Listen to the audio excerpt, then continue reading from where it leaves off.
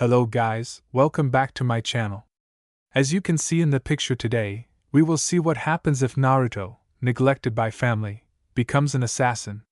If you enjoy it then please share and comment. We find an 8-year-old girl with blood-red hair with blonde around the edge jumping up and down with joy because she had just perfected a very hard jutsu. Alright. I did it. Did you see me, Daddy? The girl asked a man with spiky blonde hair that had 2 bangs hanging on each side of his face. Yes. I did, Naruto, very good. The man said, praising his daughter as a woman with blood-red hair came out. Come on you two, let's go get some ramen. She said. This got a cheer from Naruto, and the family walked into the house. What they failed to notice was a blonde-haired boy that was the same age as the girl that just left. He had vibrant blue eyes just like his father. In fact, one would have to be blind not to see the resemblance. The only difference was the length of his hair and the 3 whisker-like marks on each of his cheeks. This boy was Naruto Namikaze, son of Minato Namikaze and Kushina Uzumaki, and the container of the soul of the Kyuubi no Kitsune. He didn't hate it, just didn't trust his family because they always chose Naruto over him, and it got to the point where the only time he ever showed his face around the house was at breakfast and at dinner. He asked his godparents to train him, but they didn't care about him, but only her sister, even Kakashi, the last surviving member of Team Minato, ignored him. But all that changed after that incident happened. Flashback started 3 years ago. 5-year-old Naruto was walking around the village, and most of the villagers ignore him since none of them knew about him. Only few people know him, but he didn't bother much. So he decided to explore outside the village and went to the forest. When he started to wander around the forest, he reaches a small cave. Curiosity got the best of him, so he decided to go inside. He continues to go forward until he saw something that caught his interest. In the center of the cave there was an orb on the pedestal that was gold with silver markings. Naruto looks at the writing carefully, then the orb, as he was about to touching it. What's this? Naruto asked and confused and touched the orb. Suddenly the orb started to glow bright, and that forced him to cover his eyes. Slowly the light faded away and Naruto finally opened his eyes and found himself in a new area. The place was beautiful, where the sky was so clear and was in the middle of the field, but he saw a house from a far distance. Hello little one, what are you doing here? A voice said. Naruto turns around to see a beautiful young woman. She had brown hair, brown eyes, and was wearing a simple dark purple dress with a hood and a tie, also arm guards and greaves. Before Naruto could respond, another voice interrupted them. Hope. A voice called. Naruto saw a brown-haired man with his short hair tied into a small ponytail. He wore a black and red outfit with a symbol of a red cross strapped to the harness on his chest like a buckle, walking towards them. Since Shay is still a Templar when he killed her, so it will be a good idea. Shay. Hope said, and the Shay stops him beside her, and was about to talk when he suddenly noticed Naruto. Hello there, Shay said as he approaches him and kneeled down to his level. Naruto just waved shyly at him. Who are you, lad? Shay asked. Naruto Uzumaki Namikaze. Naruto introduced himself, and Shay stands up. Names is Shay Patrick Cormack, and this woman here is Hope Jensen. Shay introduced, and Hope just smiled at Naruto. Anyway, what are you doing, or should I say how did you get here, lad? Shay asked, and Naruto just tilted his head to side with confused look on his face. Naruto started to explain what happened after he was done. The two were surprised by this. Shay approaches Hope and whispered, Hope, do you think that he's the one? In our dreams?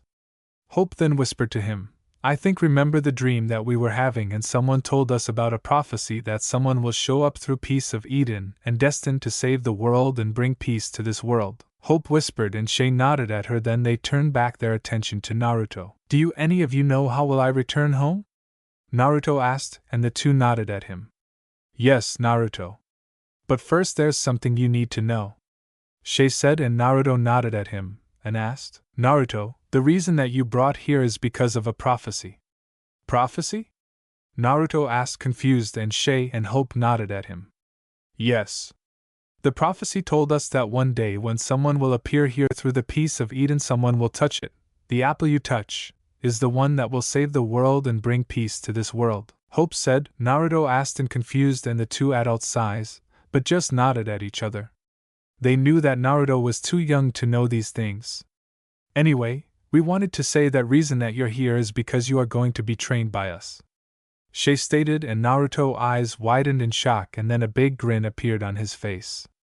Alright, I'm finally going to be trained, Naruto shouted happily while the two looked at him confused. What do you mean by that, Naruto? Hope asked, and Naruto suddenly had a sad look on his face, and the two heroes frowned at this. Naruto, what's wrong, lad? Shay asked, and Naruto started to tell his story. He told on how his parents ignored him, even the people close to his family ignored him, and they only focused on his twin sister. When he was done telling his story, the two just felt sorry for Naruto for being neglected and disappointment to his family and people around him. Shay placed a hand on Naruto's shoulder and Naruto looked up to see that Shay was smiling at him. Don't worry, Naruto, once we're done training you, you will be strongest hero that they will ever see, Shiro said, and Naruto looked at him with wide eyes, then looked at Hope, who nodded at him with a smile on her face. Naruto grinned and nodded at them. So, which path you choose? Hope asked. Hi. Naruto chirped happily, and the three of them walked towards the house and for Naruto to start his training. Choose? Naruto confused. Choose between the assassin or the Templar, Shay proclaimed. So which path you take? What are those two? Well, as Shay is about told stories about the history of the assassins and Templar, since it's waged war endlessly since the assassins like Altair and Ezio and Edward Kenway's history, while Shay did betrayed their creed for their mistakes they made. So he did join the Templars to stop Achilles, since he killed his mentors and Hope. So with their story ended, which made Naruto nod for what path he choose. I'll choose. Flashback ended. Ever since Naruto was training non-stop and was enjoying his life with Hope and Shay. Since they learned from the mentor on each test, Shay taught him the basics such as swords and dagger combo unlike katanas and wakizashi, navigating ships like his Morrigan, rope darts and 2 flintlocks, then started to teach about free running, making poisons and other items, and includes hunting that he learned when he become an assassin, while Hope taught him pickpocketing, cunning, shrewd, medicine, medical and calculating, able to formulate an efficient plan in a brief period of time and apply it with efficiency. Shay taught him his skills in using the air rifle since he was a gunner. Hope teaches him to stealth and battle tactics. The two were really surprised that Naruto was able to absorb everything like a sponge. He was a prodigy when it came to battle. The two really pushed him to his limit until he would fall. The two were surprised on Naruto by his fighting spirit and drive to become strong. Both an assassin and were proud seeing this and believed that he would be able to become a revolutionary. Also, Naruto picked some of Hope's hobbies such as learning to cook, sewing, and other skills. Sometimes, Naruto would cook for the two and they were surprised that Naruto was very good at cooking. The three bonded like family and Naruto was really happy but saddened that he would be leaving soon. Naruto learned on Shay and Hope previously life were. He was inspired by Shay and Hope's stories and wanted to become like an assassin or a Templar. 20 years later, Naruto, who was now 25 years old, he was a splitting image of Minato, but his hair is now longer and tied to a short ponytail. The only exception was the whisker mark. He was wearing an outfit like Shay when he was an assassin. He was facing Shay and Hope, whose small smile on their face. Naruto, our mission is done. Your training is complete, Hope stated, and Naruto just nodded at them. He knew that this day would come and he would be going back to the Elemental Nation.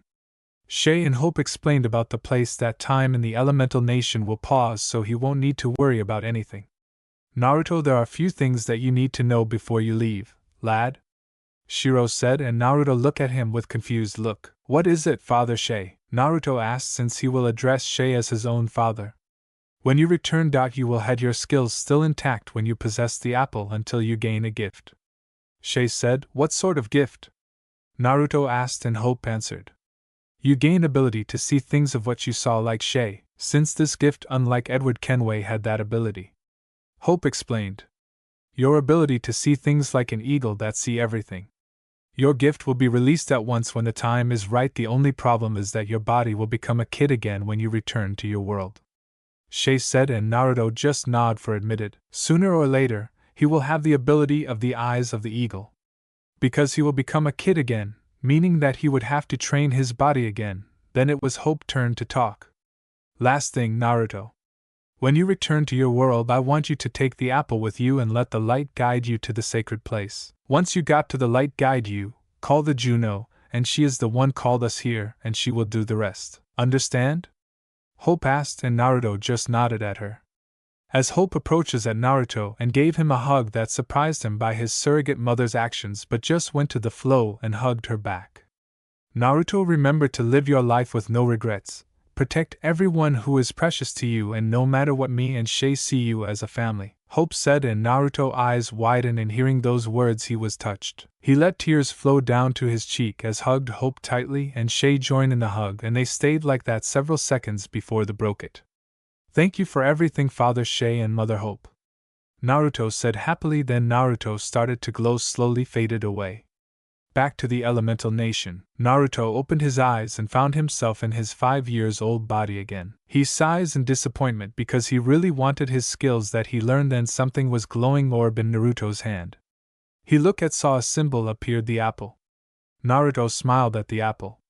Suddenly his eyes widened, which gave him a headache from the effects, as he saw his vision is change, as there a glowing line shines in the pedestal, and started to follow the line that Hope told him that approached to the dead end. As he saw a hole is about the same size as the apple, as he inserts it, then the linings is glowing until the door is open, then he entered. After wandering around the cave for an hour looking for the cave, he finally found it. He walked towards the end of the road and saw ruins of the city. Naruto looked, saw and awed about this beautiful place. I was expecting you. As the apple began to glow, as the figure appeared to be late 20s, wearing white hoodie, black shirt with the eagle, jeans, sneakers, shoes, and a tattoo on his left arm. Who are you? Naruto thought asked. Name's Desmond Miles, and I'm an assassin. You're an assassin? Naruto said. Desmond nodded. I'm actually here to offer you a deal. A deal? I think it would be best if I start at the beginning. It all began with what we called the first civilization, what Shay is talking about. Desmond told Naruto everything, from the fall of the first civilization, to the formation of the Assassin Brotherhood and Templar Order, and then the lives of Altair Ibn Lohan, Ezio Auditore de Firenze, Edward Kenway, Shay Cormac, his surrogate father, and Radananaki, Tun Connor Kenway, Arno Dorian, and finally his own tale, from his days training as a child to his sacrifice to prevent the apocalypse. Naruto took some time to sort through the information overload before finally turning to Desmond. So what does this have to do with me? Desmond turned serious. People like the Templars will always exist, like Shay and Hatham. There are many people who would control the world if given the chance. Realization dawned on Naruto's face. You want me to rebuild the Assassin's Brotherhood?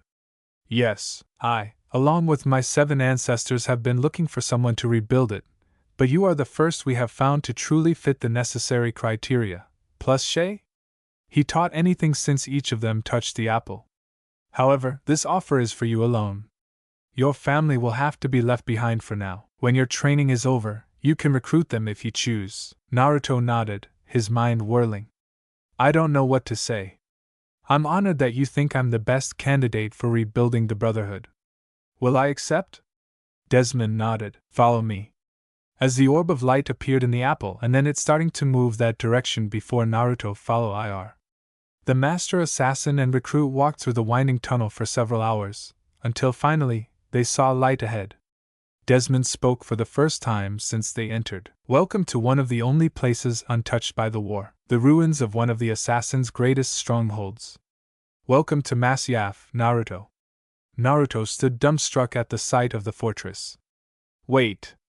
I thought Masyaf was on a cliff in the mountains, not in a cave. Some of the last assassins, with help from the Sage of Six Paths and his Fuinjutsu, transported it here so that it wouldn't be raided or taken by others and be left in peace.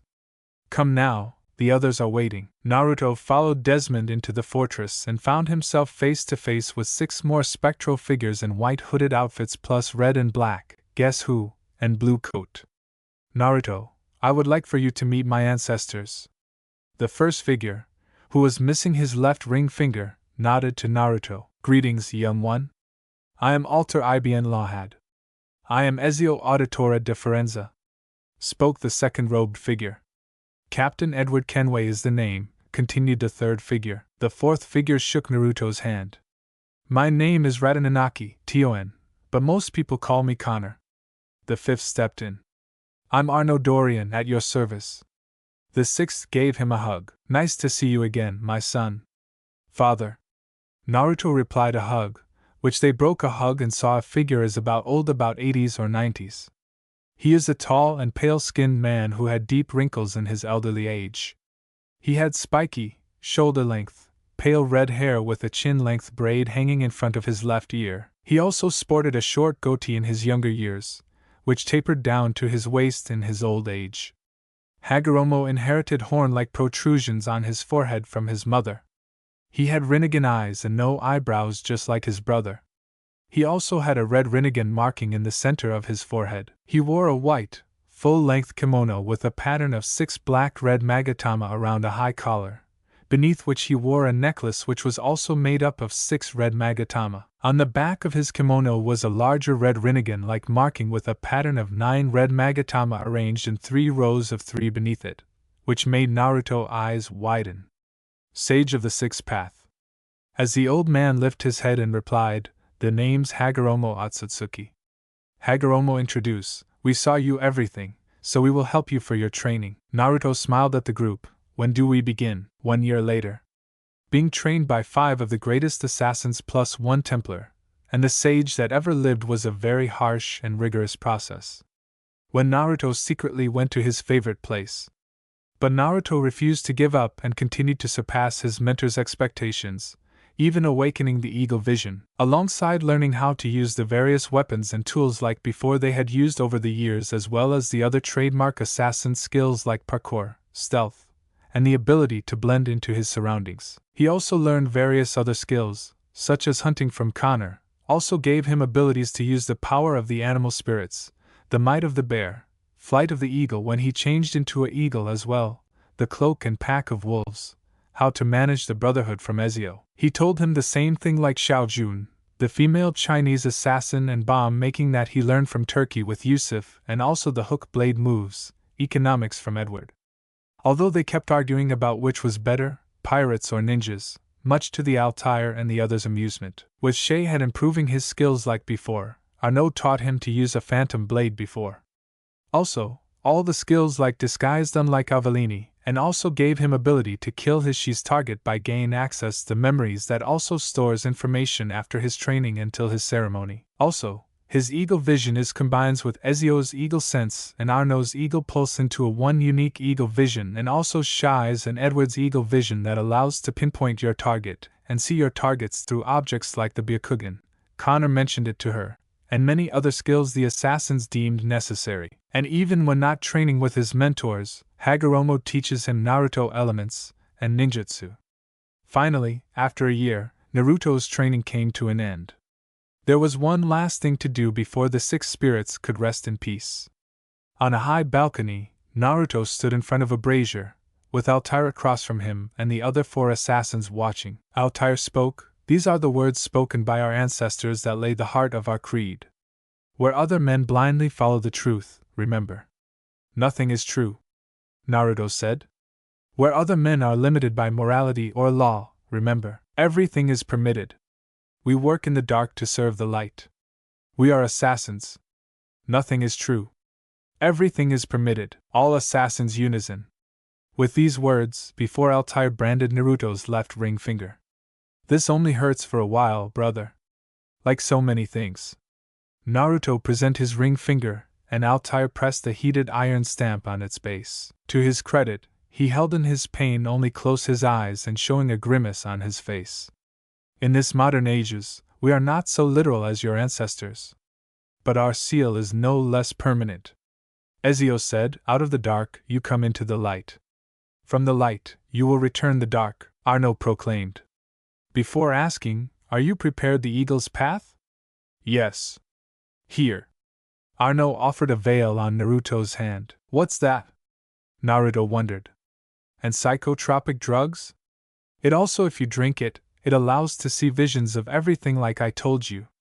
It's the same on I drink it during I joined the Brotherhood, Arno explained. I see, merci, thank you. Naruto appreciated as he take it and place it on his pocket. These are the words spoken by your ancestors.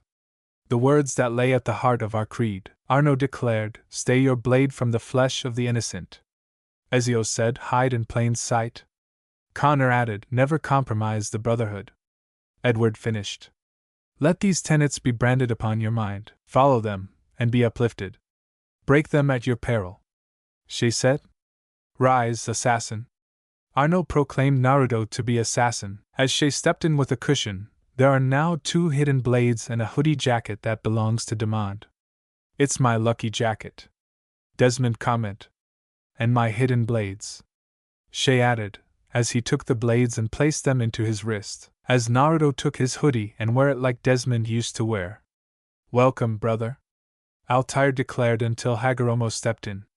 Naruto, I'm gonna do something for you of what had you contained, but there will be consequences in doing this. The sage said, and Naruto looked at her confused. Consequences? Naruto said, and the sage nodded at him. Yes, but first, are you aware that the soul of the Kyuubi, Kurama, is sealed inside of you? The woman asked, and Naruto nodded at him. He knew that Kyuubi was sealed to him since he was 4 years old when he asked for some training to parents who ignored him. Just to let everyone know, Naruto never met the Kyuubi during his training with Shay and Hope. Well, once all the knowledge of my skills and time are inside of you, the Kyuubi soul will be transferred to your twin sister. And you better select one to be your guide. Hagoromo told him, and Naruto's eyes widened in surprise and quickly nodded at him in understanding. He wanted to become like each of the assassins like Desmond, and if exchanging the soul to Kyuubi to her sister will give him the skills that he learned. I'll select Shay Patrick Cormac. The sage smiled at Naruto, and soul of Shay slowly floated towards Naruto, then formed into a small orb and entered Naruto's body. He felt a strong divine light pouring out of his body, and his body released a strong light. But soon the light died and Naruto looked at the sage who was smiling at Naruto. Now Naruto had no longer has his whisker like birthmarks. Now Naruto has a scar on his right eye like Shay's. It's done, Naruto, look at your stomach. The sage said, and Naruto lifted his shirt, and saw the seal that once was in his stomach was gone, and soon his right hand started to create some symbols on his palm. When it was done, Naruto looked at symbol and saw the light-colored circle. It looks like a sun. Naruto thanked the sage, and the woman just ruffles his hair. This gift allows you to seal to heal others from otherwise fatal and untreatable conditions. Hagoromo explained. While the other allows to the actual applications of this power aren't clearly understood. Naruto-kun, I have another gift for you, Hagoromo said, and soon Naruto was being surrounded by streams of water. Few moments later, Naruto found himself he was fine with his body and normal clothes and his jacket. Naruto looked confused, and the sage. Don't worry, Naruto. I gave you the same power my son has, one inherited with the yang power on your side, and even your chakra is covered with a special blood Azura does? Since you are undetected by sensory. The woman said, and Naruto nodded in understanding. And the potential of yin power? It enables to infuse users' attacks with the 6 paths power. If you find your companion to gain its power, and there is a special resonance between the 6 paths yin and yang powers, allowing the wielders to sense each other's presence. When the yin and yang powers are used together, they can transform their target into the core of Chibaku Tensei, heavenly body bursting from the earth. It's a powerful fuinjutsu that which combines the power of yin and yang chakra of path. Where I can my own companion? Naruto asked, and Hagoromo was surprised at Naruto's words but smiled at him. You can find one on your own? Since with my spirit is remain here, since you are reminded of my son Azura, a one promising kid, you can come and visit me anytime you want, Naruto. With your companion, Hagoromo said, and Naruto grinned at him and thanked him before he faded in the air, which he sensed that he still remains until he'll find his companion. But before he leave, he needs to perform a final part of his initiation. As he walked at the plank and spread his arms wide and performing a leap of faith with the soaring eagle, after he jumped down to the lake, after he went out in the water and hid the apple someplace safe if no one can find it, Naruto runs back to the village to improve his body and to fulfill his goal. Flashback ended. Ever since that day, Naruto was training non-stop to regain his skill that he acquired through all the assassins plus the Templar, and the Legends training. He continues his sword practice, archery, and he mastered elemental ninjutsu until he'll working on his highest level ninjutsu, since C rank will be a problem. Naruto tried to ask help once again to his parents and godparents, with his shinobi training only to shun again. So decided to sneak to the family library and steal some scrolls and books about chakra and sealing, all thanks to his ancestors without getting caught. Naruto did several chakra exercises to have more control of his chakra, and apparently, Naruto got interested in using Fuinjutsu. He experimented and created countless of seals from book and using his own formulas. Naruto also found out that he was wind, fire and water user, so he decided to get some water, fire, and wind jutsus from the clan library, or went to Uchiha clan library without being seen. He also found an interesting jutsu in the Scroll of Forbidden and found Shadow Clone Jutsu. He was surprised in what the jutsu can do. Apparently, everything that clone absorbs will be transferred back to him, which was very useful for him to regain his skills. So Naruto will need new weapons on his own, and new tools like his ancestors does, since the temple stores the schematics of the hidden blades, and also there's a forge, and also poisons too. This was why he was headed to one of the few weapon shops that he knew would not only sell to him but could also quite literally assist him, since the shop did a lot of specialty items for the many clans of Konoha. The one set of weapons he knew that he needed to craft as soon as possible and have functional was of course the hidden blades, or wrist blades as some have called them, until needs metal. All in all, he needed to also see what other supplies this shop might sell, as well as he also needed to reconstruct his robes and see what kind of enhancements he could add to them, as this shop was rumored to have just about everything a young ninja either in training or in the fields could want. As soon as he entered the building he felt a sense of wonder enter his body, even though he'd been here before. It had been with only the basics of his former life available to him at the time, and now he was looking through this world with new eyes like never before. As he looked at many of the weapons on display, he realized it would not be as hard to recreate his arsenal as he once thought. As he looked about the room, and all he could only mutter to himself, like Edward Gigi said, "Home sweet home." "Oh, what is that?" As she walked through the shop, he noticed just how many unique and impressive weapons and equipment were present. As he approached the counter, he came face to face with a young brunette girl with bands on the side of her head, who was, for the lack of a better word, absolutely beautiful in his opinion, and seems to be rather preoccupied with a set of magazine and books that she was reading. He then walked up to the counter, realizing that not only did she work here but she was also the daughter of the shop owner, and went to her, and yet still found time to help her family out in the shop. Naruto, not wanting to waste any time since it was still early on this Saturday, walked up to the counter and made a noise to get her attention. "Excuse me, is your owner here currently?" She was surprised by the question and looked up to see one of her few friends and customers requesting the aid of her father, which meant that he had something rather special in mind, which meant that it was normally a clan matter. "Oh yes, he's in the back right now, is important." He nodded his head to her and then said, It's about crafting a very specific weapon. I want to know if your father and you can help me craft this particular weapon, and I need 2 of them as soon as possible for some of my specialized training." Forgot to introduce himself. "Oh, my name is Naruto, by the way, 1010. She nodded her head and admitted that she was extremely curious about these weapons as well and wanted to see what they were. "Hang on for just a minute, and I'll see if he's done with his business and back." He nodded his head in understanding as she walked into the back of the shop to see the many forges that were present and specialized weapon machines.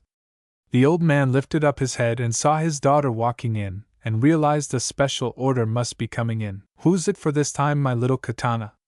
Tenten could only roll her eyes at him for that nickname and then said, "You know I hate being called that, right?" He gave her a big smile as he nodded to her. She then continued to speak, "Well, it's Naruto who came in with this special order." This caught the older man's attention, as he knew who the boy was as well as who his parents were, and realized that something must have happened. "Does he look all right to you?" "Of course he does. But he wants some kind of special weapon real fast, as he is taking part in some kind of training that he is working on at the moment." she said to her father. He nodded his head and put everything down as he walked with her out into the main area, noticing the boy looking at just about everything in the shop and stopping at a particular item that his daughter had created but very few of the ninja found any kind of use for. Naruto had continued to look around the shop, knowing that there were many weapons that he had yet to see, and eventually came across one that he remembered from his past life as he felt the shop owners walk into the room. "You carry rope darts?" Tenten was surprised by his curiosity and interest in the weapon that she had created, since almost no one else saw any potential in the weapon. While she would not admit it to most people, she found Naruto a rather unique individual. When he showed interest in acquiring some of her personally created weapons, she practically had stars in her eyes, but was also wondering if this was the person the dreams had been telling her would come. Her father, for the most part, was surprised as the boy took the demonstration model off the wall and quickly demonstrated that he could use it with a good deal of precision, which surprised him since no one else seemed to be able to properly wield this weapon at all. Naruto turned to the shop owners and said, "I'd like a set of tendencies and some brand new throwing knives if you've got any, plus my special project if you are interested." Tenten noticed your father becoming quite interested. "And what would this special project be? Have you ever heard of a miniature version of the crossbow on someone's arm?" "A miniature version of the crossbow?" Tenten's father surprised of a sudden interest. Naruto nodded. "If you need a trigger mechanism that fires a small metallic bolt, and also its part of that is the dart coated with poison." As Tenten's father rubbing his chin for redesigned the crossbow into a miniature. "Well, it took a while. Which material I need. And it's very hard to create it." Naruto was impressed that there was a similar weapon in this world, but not as refined as he continued to speak, as he took out a piece of paper and gave it to him. "This is the schematics for the project, and also don't let anyone take it. That belongs to me. I inherited. If you are planning to give to the Hokage, I will not hesitate to never to come shop again. Think you can understand?" Tenten's father never heard someone that young threaten him, since he will never came to his shop with his entrusted ways. As he replied, "All right, kid, you win. I won't tell the Hokage." "Good." As he gave the schematics, and with him with a surprising interest. "Whoa. This design is completely state of the art. It's never invented for decades." "Can I see?" Tenten said as she looked at the designs with the same surprising interest. As Tenten's father looked at Naruto and said, "You got yourself a deal." Next day, it had taken Naruto all weekend with the help of Tensen's father and the shopsmith to create his new weapons like Edward and Arno does. Naruto had also purchased quite a few of the rope darts and several specialized throwing knives to start his arsenal up again that he once had as a pirate like Edward, and Shay as a Templar, and then later as an assassin, and Arno's revolutionary assassin. It was also during this time that he met in his spirits of the assassins of the Brotherhood. Ezio and Altair and the rest of the assassins had also been quite surprised to find themselves in this unique space to begin with, but were even more surprised and impressed with young Naruto. Each one of them compared their stories of their previous lives and then began to plan for the rise of the new Brotherhood in this world. With Shay still in his surrogate son's mind, Naruto was also quite happy that the 6 elders would not leave him for some time, as he could use their guidance in this endeavor to come. By Monday morning, knowing that he had to go to the academy to complete his ninja training, he decided to put his eagle vision to the test, and also to see how he stacked up against his fellow peers in his class. He had decided not to bring the wrist blades as he walked down the street deep, and thought of how everything was going to change for him back in the hidden Masyaf. Once Naruto was finished with the day's training without detection, he immediately left the compound with a clear objective in mind, being the small flower shop owned by Ino's family, hoping that they could help him with his current poison problem as needed to recreate the darts, the air rifle he uses. It's similar than blowpipe itself had been a simple task, but the poisons would prove much more difficult, as so many things were different from his past life.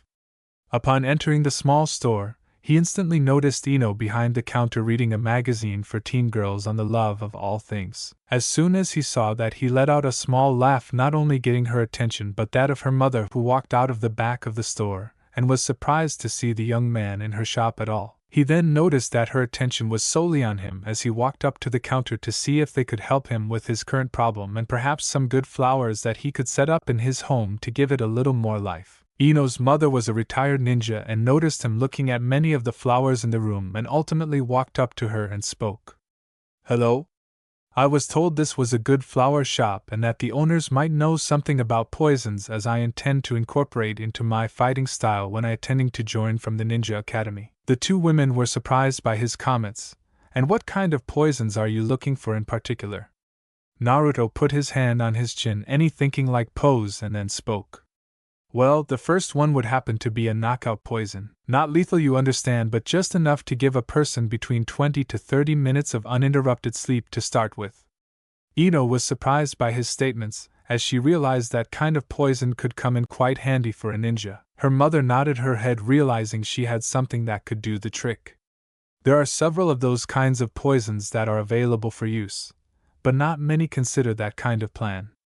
He was not surprised to hear this at all, as many of them preferred to use their fancy ninjutsus and show off instead of using their stealth abilities. He then decided to inquire about the second type of poison he needed.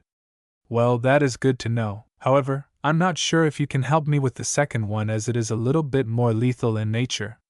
This surprised her greatly, as she wondered what this kind of poison was. The only way to know if I can help you succeed, tell me what it has to do. Fair enough. The poison I am looking for is a kind of berserker poison that will make the one who is infected attack his fellow comrades and ultimately succumb to either their attack or the poison itself. Ino was having a hard time trying to figure out what this kind of poison could be used for successfully, but she noticed the look upon her mother's face and realized that she knew something that would do the trick. Well, I do not have that particular poison, but I do know one that would do the trick for you. I must say that's an interesting battle plan you have there, but it does not seem very effective with how we fight. Naruto just gave her a smile and then said, You have a point in close quarters combat. This would not be a very effective weapon, as he could be turned on you as well, but if you use it from a distance. Her eyes widened in realization of what he meant. That would be quite an asset to our combat style, but what kind of delivery device would you use? I'm still building it at this time. It's something I'm developing for my way of fighting, as I do not always have to be going in where angels fear to tread. The two women were quite impressed by what he was planning and agreed to help them with his poisons once he joined from the academy. Later, since Naruto had walked into her family shop that day almost a month and a half ago, but whatever the reason, his mere presence was enough to make her actually feel quite good and like a young woman, despite all of her attempts to appear as a strong young woman who was more professional than feminine. There was just something about him that made her feel both ways whenever he was around, as the front door of her family's shop opened, revealing none other than the young man who had brought out her more female-like feelings. It's good to see you again, Naruto. Are you here to pick up your order? Ten asked of him, knowing that the weapons had caught her attention as well as they were of a rather unique design in the ninja world. Naruto is now wearing black long-sleeve hoodie jacket. He nodded his head to her and pulled down his hood and gave her a warm smile as he then said, Well, that's why I'm here, and of course to see your lovely young face, my dear, and also to inquire, is that offer for a simple sparring match still open? She then gave him a genuine smile. Of course it is, Naruto. Now just give me a moment to go into the back and get your weapons. He nodded his head and watched her disappear into the back of the shop with a little bit of a sway in her step that made her look all the more beautiful. As soon as she entered the back area, he began to look at the rest of the shop, wondering if there were any other weapons he might want to acquire this day. He also activated his eagle vision to spot any kinds of weapons that might be truly unique. However, he noticed out the window and on top of a nearby building were none other than a small group of ANBU who were clearly keeping an eye on. He felt slightly insulted that they still believed they had the element of surprise on their side, as they were not even bothering to hide that wool. His only thoughts on the matter were a mixture of confusion and a bit of hurt feelings towards the old man whom he knew was keeping things from them, but also knew that there was something else going on that had seemed to tie the fire shadow hands quite literally. In his past life, that was one of the things that he and many others enjoyed about being assassin, and in his case an assassin, they were not bound by the petty rules that had kept so many desperate for food, warmth, and comfort. They took what they wanted when they needed to, and even still managed to retain some of their dignity and humanity towards others. However, there were some exceptions to this, like Charles Vane. But even he was just a man who had his own painful past to endure, but that never stopped him from seeking out both freedom and fortune, even if the cost was too high sometimes. He only wished that things had turned out differently in the end. Right at that moment, Tenten re-entered the main area of the shop with a large box that she then sat on the counter and opened to reveal the two swords were identical, a sword and dagger, a smooth, silver metal, with its cross-guard shaped like an eagle's wings, and the pommel and the motif of an eagle's head. Along with this, the sword's hilt was wrapped in strong, dark brown leather for gripping, in all their glory, and the look upon her face was that of a hungry wolf who spotted a new chew toy to play with. Naruto wants the same sword like Altair. ANAC, Rogue's Altair swords. He then picked up both weapons and tested their weight, and could tell that they were perfectly balanced. He then holstered his two new blades and watched as Tenten then put on some training armor and pulled out a special blade that was designed for sparring and was built to take a lot of punishment. He gave her a genuine smile as she then put his hood back on, and two of them walked out to the small training area. Her father also walked to a nearby window to watch the coming match, and was curious to see what these cutlasses, as the young man had called them, could really do, as even he was impressed by the design. As soon as they entered the field, Naruto noticed, thanks to his eagle vision, that the Umbu who had been tailing him were now in a new position to watch this fight. He just gave it a smile as he then pulled the blades out of their holsters. The two young people stared each other down for a few seconds, and then shot forward with amazing speed, engaging in a deadly dance of swordsmanship. Tenten had to admit that his style seemed to be made up of two parts to this fighting style. The first was clearly been able to be extremely fast, and the second part was to be able to deliver strong strikes against your opponent that the speed would enhance. Tenten had to admit that her current fighting style was not advanced enough to deal with this kind of opponent who constantly seems to be able to anticipate her fighting style every time. Each one of her attempts to hit him was successfully stopped by one of his own thrusts. The next set of strikes eventually set her off balance, and struck so hard with his next blow that the sword's delivery to actually break her practice blade in the middle. This action not only surprised her but also the Umbu who were watching the battle. Tenten was just looking at her sword in absolute shock.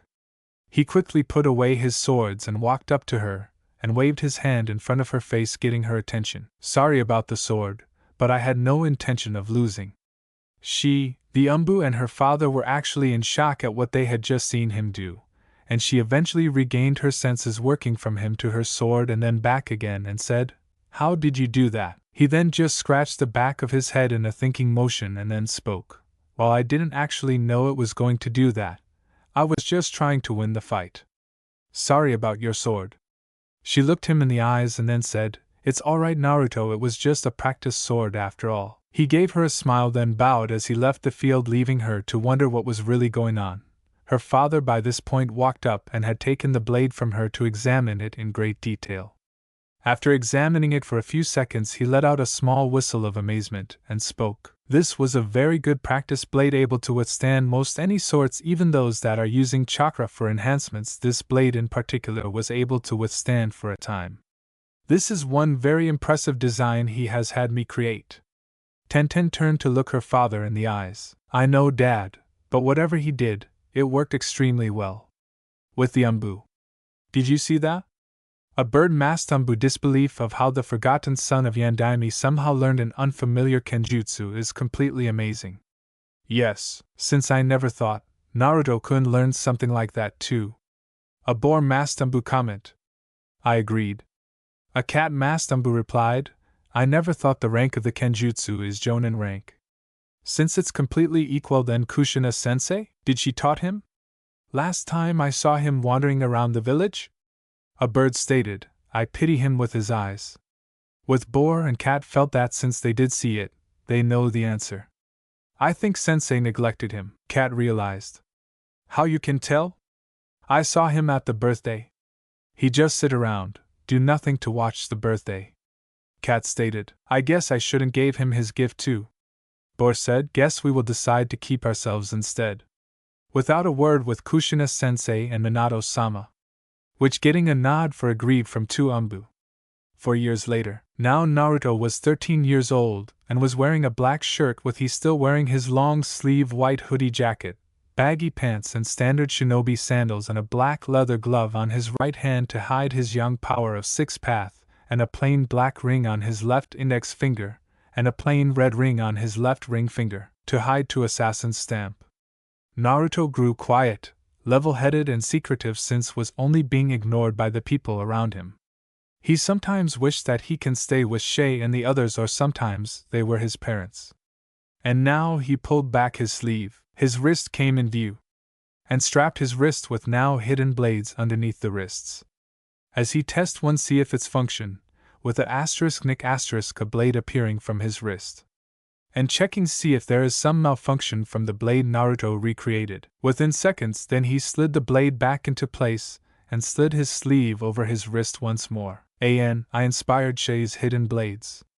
Growing up being ignored by most people made Naruto less trustful towards people around him while blending the crowd to not letting Umbu find him. Since he and chakra concealing blood flows through his veins to prevent sensory needs detect him, many the Umbu tried to track him in 247 while using the cloak of the wolf. He doesn't hate his family or anyone. He just didn't trust them. Naruto was going down the stairs and saw Naruto with his parents.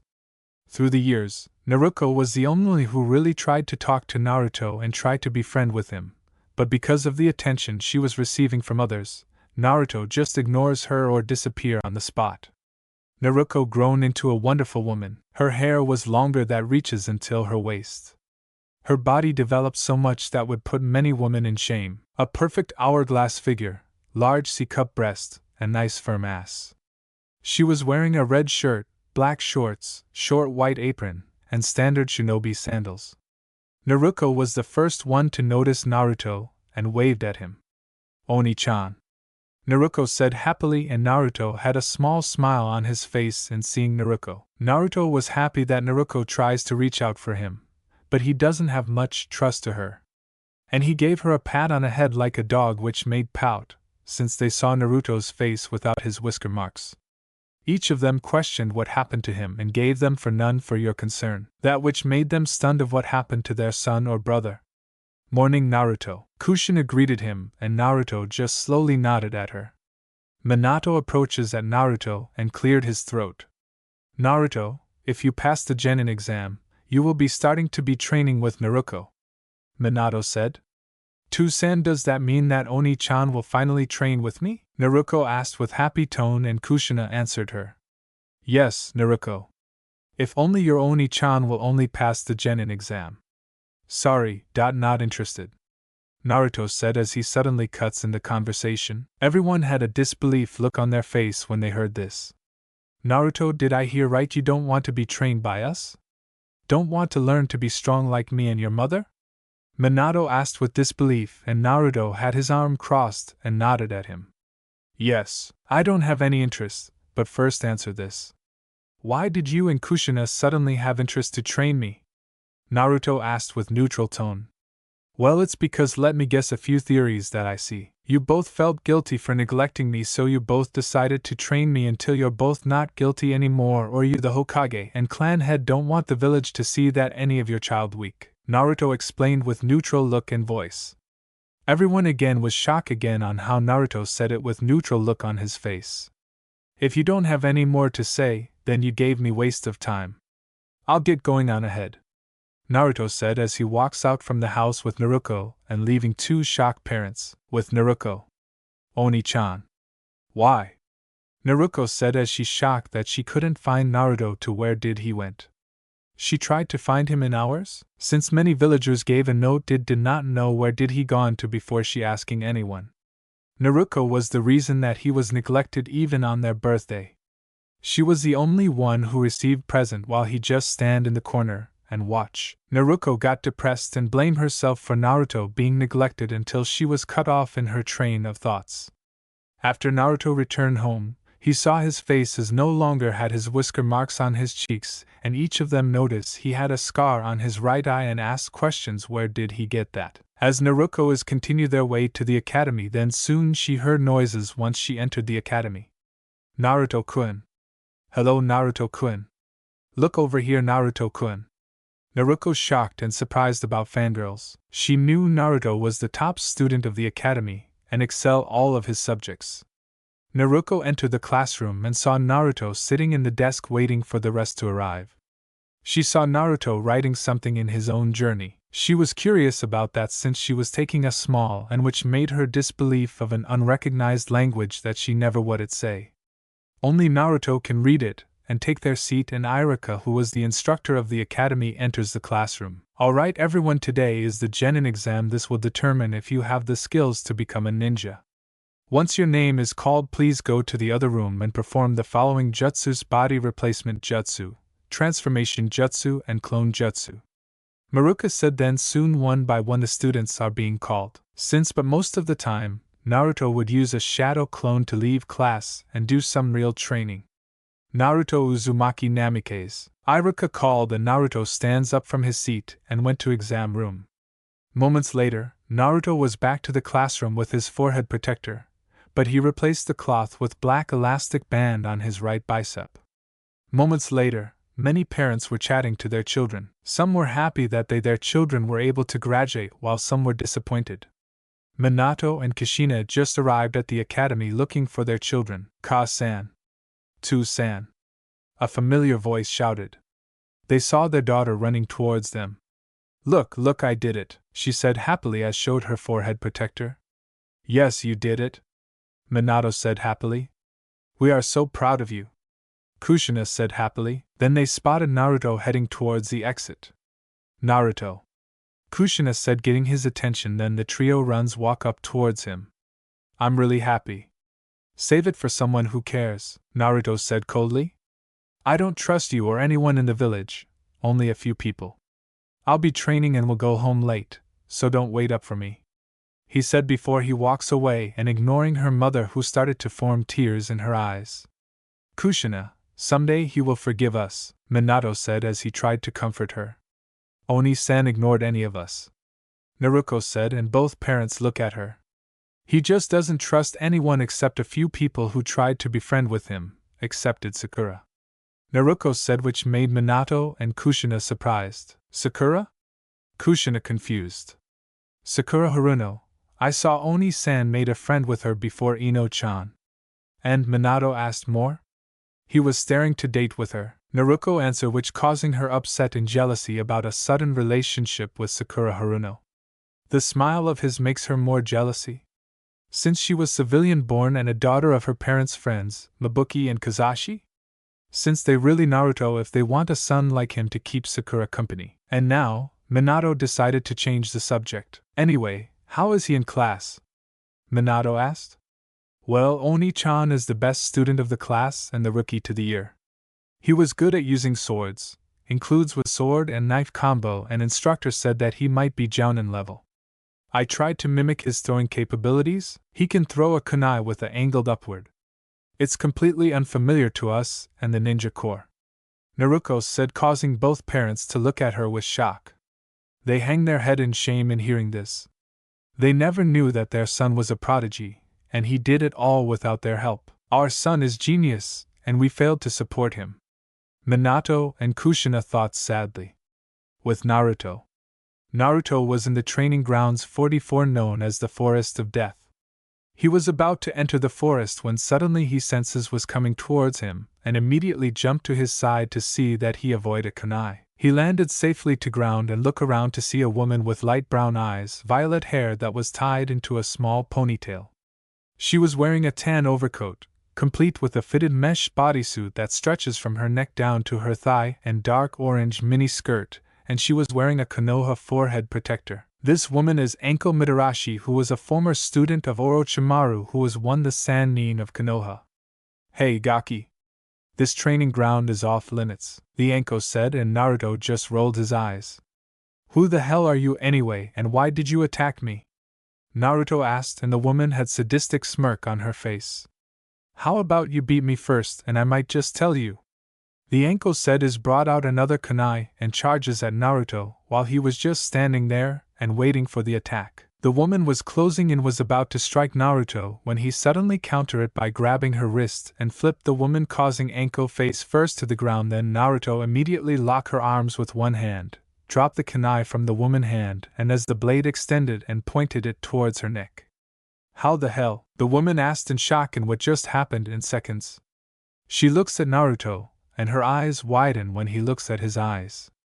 They carried no emotion at all, they were cold and lifeless. They stayed like that for several seconds before Naruto let go of the woman and walked towards to the top of the fence of the forest before slid his blade back on his wrist.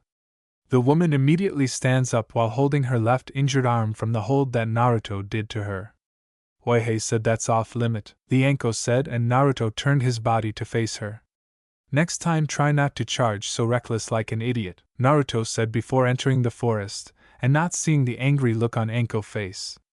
"When I get my hands on that gaki I will." Still, that kid was pretty interesting. He was able to caught me off guard and switch the tables. I can say that kid is not an ordinary ninja, Anko thought with smirk on her face. She was looking forward and seeing him again. With Naruto. Naruto was making his way to the center of the forest as he's slaughtering every creature that was coming towards him with his katana and wakizashi or hidden blades to kill, and that sealed in his wrist, and then skinned for useful food and furs or skins. Few hours later, Naruto finally reaches the center of the forest and saw a tower there. He then used the spirit of the eagle to fly towards the top and landed safely to the top. Naruto sighs and was deep in his thoughts and started to think his ancestors. "Everyone," Naruto muttered as he let out small shed of tears to his eyes. He really misses being with all the assassin mentors when they want to spend time together like a real family. He knew that they were finally in paradise, and they are also watching him in the sky. "I know you miss them, lad," Shay said to Naruto. "Thanks, father. I vow that I will become an assassin. Since I will recreate the Brotherhood, I will join you both in paradise when my mission is done." Naruto thought as he prayed for the assassin's watch over the heavens. "With my own creed, I will become the man who bring peace to this world. So nothing is true. Everything is permitted." As he jumped down and performed the leap of faith. Night time. Naruto was done with training in the Forest of Death and decided to go home, since he had successfully recreated his pistols and even it had improved the accuracy and loading times as well as their destructive power and range. Better thank Edward to developed. Unfortunately, he had to admit that the error part had been quite explosive and was glad that he had used his shadow clones in the Forest of Death to mask his tests on this unique weapon. All in all, once he was finished with the testing, he had to admit that the guns came in quite handy, since he made 2 holsters like Shay does, and created bullets and darts, for also a successful air rifle in his new secret hideout for himself only when the Sayoff will be his new home for himself. AN.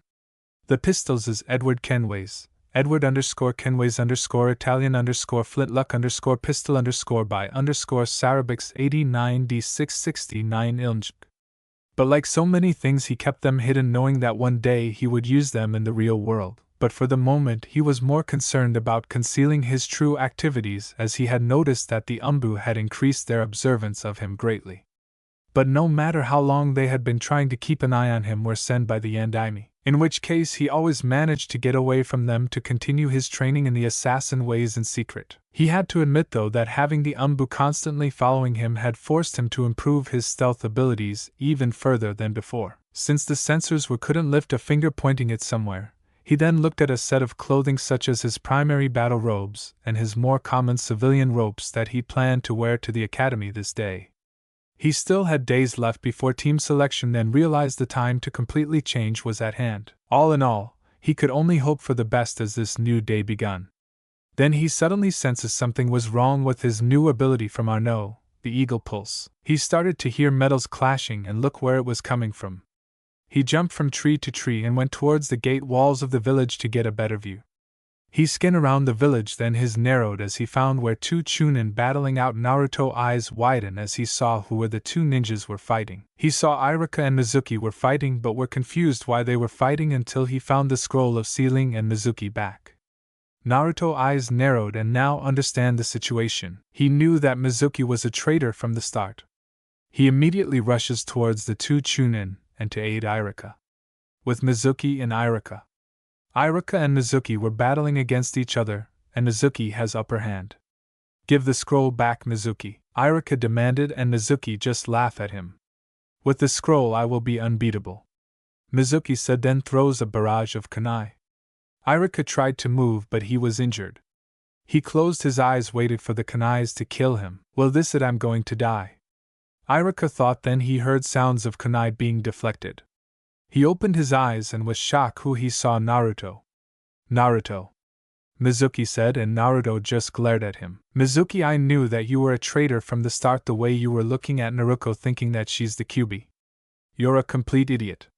You don't know difference between a scroll and a kunai, Naruto said. Mizuki gritted his teeth and looking at Naruto with hateful eyes. I know that she's the demon. Yondaime was just too blind to see it. Mizuki shouted and grabbed a kunai behind his pouch, but before he could even pull out his kunai, as with a blur of motion there was a loud sound of thunder that echoed throughout the office. Mizuki, however, felt a strong pain entered his shoulder, an exit leaving behind a massive hole which absolutely stunned him. Shink! Mizuki screamed as there is a dart attaches a rope, then Naruto pull him on the ground and follow with a stomp in the back of his neck, and Mizuki was out cold. Naruto summoned 2 clones and ordered them to tie Mizuki to the tree. The clones did what they were told while he runs towards Irika. Irika-sensei, are you okay? Naruto asked, and Irika put a weak smile on him.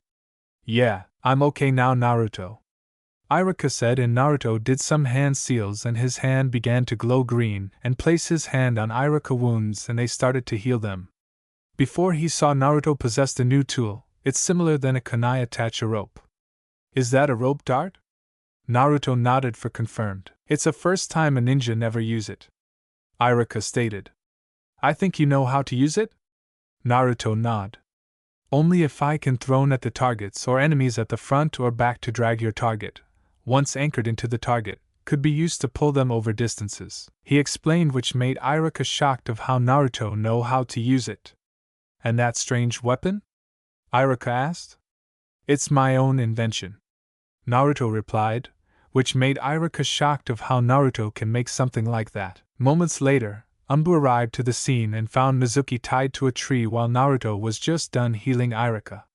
Before they heard a thunderclap that came from where Irika was. What happened here?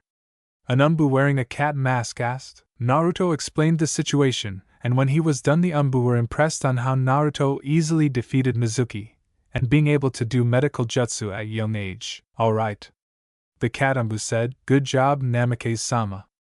Naruto just nodded at her before he headed home. One of the Umbu grabbed Irika to escort him home while others grabbed Mizuki and Scroll and headed towards the tower. Before the Umbu saw a hole on his shoulder? But what kind of tool or weapon done something like that? With Irika spoken. It was Naruto's new weapons. Namikaze-sama's new weapons. Cat said, he made them for his own.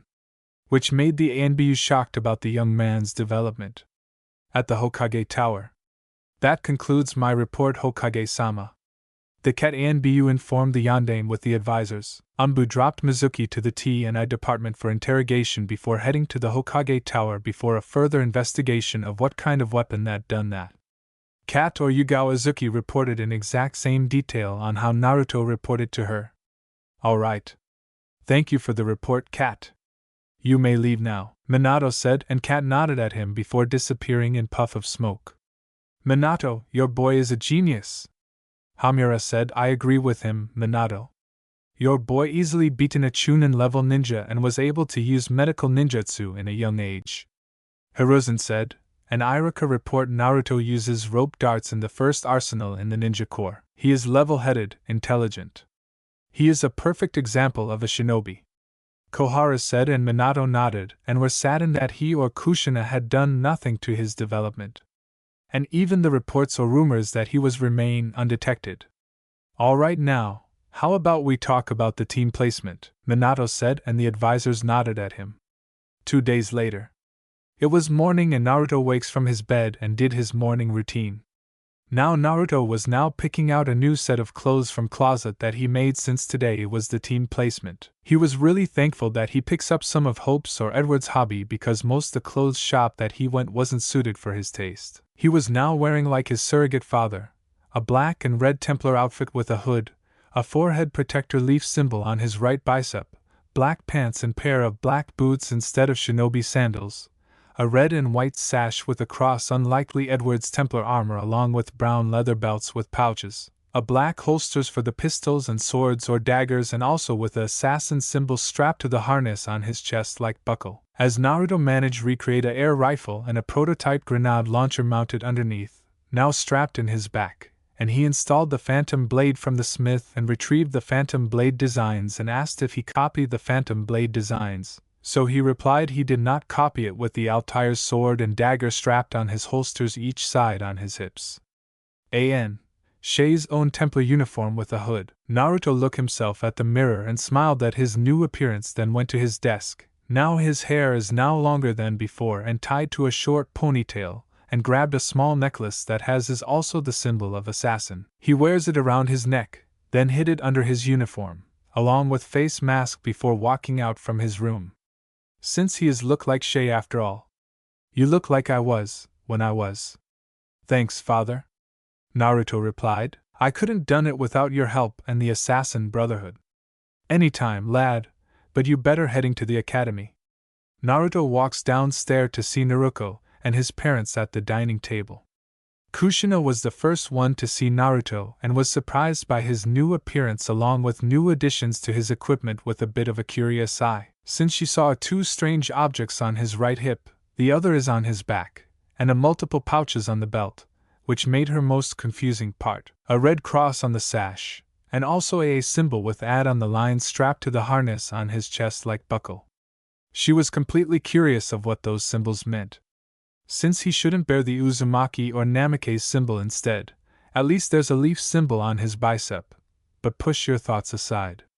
Good morning, Naruto. Kushina greeted and Naruto just nodded at her, and Naruto turns around and was surprised by his brother's new appearance and couldn't help but blush. Naruto noticed it. Is there something wrong, Naruto? Your face is turning red.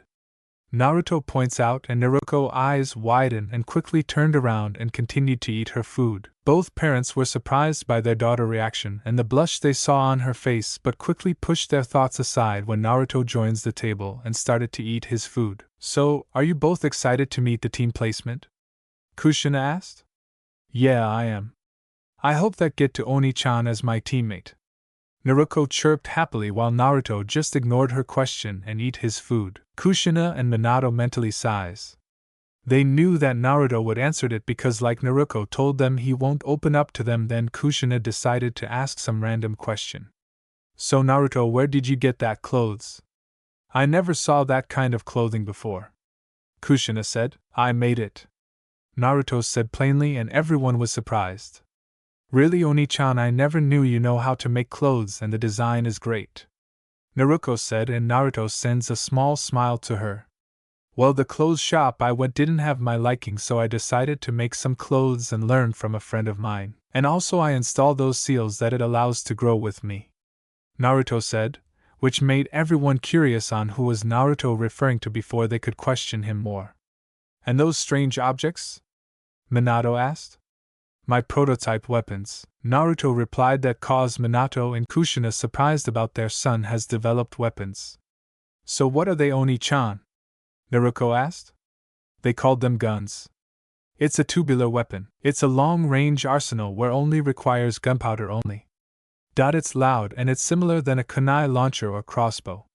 Naruto explained, which made more surprising about a ranged weapon that advanced only gunpowder that used to create fireworks. And the one on your back? It's called a rifle. It's designed to be fired from the shoulder. Naruto explained. It's also only a prototype air rifle. What's a air rifle, Oni-chan? Naruto asked, curious. It's similar than blowpipes or injection launchers from the medical nins used. As he take a sip on his tea, it's also a silent range weapon that fires dart like blowpipe. And also I installed a chakra metal and cover with leather that allows to channel wind chakra to mid-air shot, which made Minato and Kushina extremely surprised of how Naruto can make more weapons, and Naruto's eyes sparkle with odd and curious. Can you make me one? No, Naruto replied when suddenly stands up from his seat and said, I'm going ahead, Naruto. I'll see you at academy. Thanks for the food. He said as he left the dining table, until they saw him pull on his hood over his head and walks out from the house when Naruto was gone. Both parents sighs in disappointment. Well, at least he's not completely cold toward us. Minato said, and Kushina nodded at him. No, fair Oni-san. I just want that one. Naruko pouted as she stood. I'm going now, Ka-chan too, san. She said as she ran out to the house and headed to the academy also. Both parents sigh and look at each other with sad smile on their face. I guess we better get going, Kushina said, and both parents did the dishes before heading towards the Hokage Tower, with Naruto and Naruko. Naruto, before remove his hood, and Naruko were walking in the hallways of the academy, and most the student there greeted them. Naruto and Naruko arrived at the classroom and have taken their seat. Before everyone present then noticed the new additions to his attire. Unlike his hoodie, he always wearing the same jacket. Naruto had bored look on his face and was about to fall asleep until he felt a pair of arms wrapped around him. Hello, Naruto-kun, a familiar voice said. Naruto just sighs and turns his head to see a girl that has pink hair, green eyes, and large forehead. The girl was smiling at him. This girl is known as Sakura Haruno, a civilian girl and the girl that Naruto saved when she was being bullied. Flashback started. Oh, look, it's forehead girl, one of the class bullies said. Her forehead sure makes a nice target practice, one of girls said as she grabbed the stone. No. Please don't. 7-year-old Sakura pleaded, and the bully throws the stone, targeting her forehead. She shielded her eyes and waited for the stone to strike her again. Clang! Sakura opened her eyes only to see the stone was on the ground with strange knife on the center. You know, picking on a defenseless girl is pretty pathetic, don't you think? Naruto asked as he appeared in the scene with his on his pocket. Who the hell are you? The leader of the bullies asked, and Naruto just ignored his question. I gonna say this once, leave now or face the consequences, Naruto said, and one of the bullies recklessly charges at Naruto with his fist ready. Naruto sidestepped to avoid the attack easily, then grabbed his wrist, and he strike him to the stomach hard that sends the bully flying straight to the tree and knocking the bully out. Everyone was shocked in what they saw. The bullies were scared shitless while Sakura was awed in what Naruto did. Let's get out of here, the leader shouted as his group started to run away, leaving other one behind. Naruto was disgusted by this and summoned 2 clones and ordered them to catch the bullies. The clones chased the bullies with a genin level speed and easily knocked them out cold. Moments later, the bullies started to wake up and found them tied to a tree with ninja wires, and the 2 clones were besides them, and Naruto was standing in front of them with arms crossed and were glaring at them. Bullying a defenseless girl is one of the things that I hate, Naruto said. Then he pulls out a katana from his seal on his palm, and the bullies swallow the lump on their throat and scared look on their face. I heard about making the girl a target practice. How about I make all of you make target practice now? Naruto asked as place the sword in the ground and pulls out couple of kunais and throwing knives. The kids turned pale and started pleading at him. Please don't kill us. We're sorry. I want my mommy. Naruto had enough and put his weapons away and told the clones to remove the ropes. The clones did what they were told and released the bullies. Naruto gave them a death glare, and the bullies flinch at this. Next time if I see you all picking on her or any other student, I'll make sure to make you all my target practices. Got it? Naruto asked with threatening tone. Hi, the bullies shouted before they all run away. Naruto just shook his head and turned his attention to Sakura. Are you alright? Naruto asked. Sakura just nodded at him while blushing. Naruto noticed a small cut on her forehead. Hold still, Naruto said as he removed his glove on his right hand. She saw something on his hand was a white circle and placed his hand on her forehead. Sakura blushed even more by the sudden contact. Few seconds later the cut was gone, and Naruto smiled at her. They're all better, Naruto said. Yes, thanks for saving me, Naruto? Naruto Uzumaki Namikaze, Naruto said, and Sakura eyes widened in shock. You're Yandame's son, Sakura shouted. Naruto just smiled at her. Yes, he's my dad, but doesn't mean that I wanted to treat me differently. I just want you to treat me like any other people. How about we start again, and with my different name? Hi, I'm Naruto Altair Cormac, Naruto said as he extended his hand, and Sakura smiled at him and shook his hand. Sakura Haruno. Moment later, at the Haruno residence, Sakura was leading someone by the hand into her house, giggling before she called out, Ka-san. Tu-san, where are you? I have someone I want you to meet. In the living room, dear. Sakura giggled again before tugging on the person's hand and leading him into the room.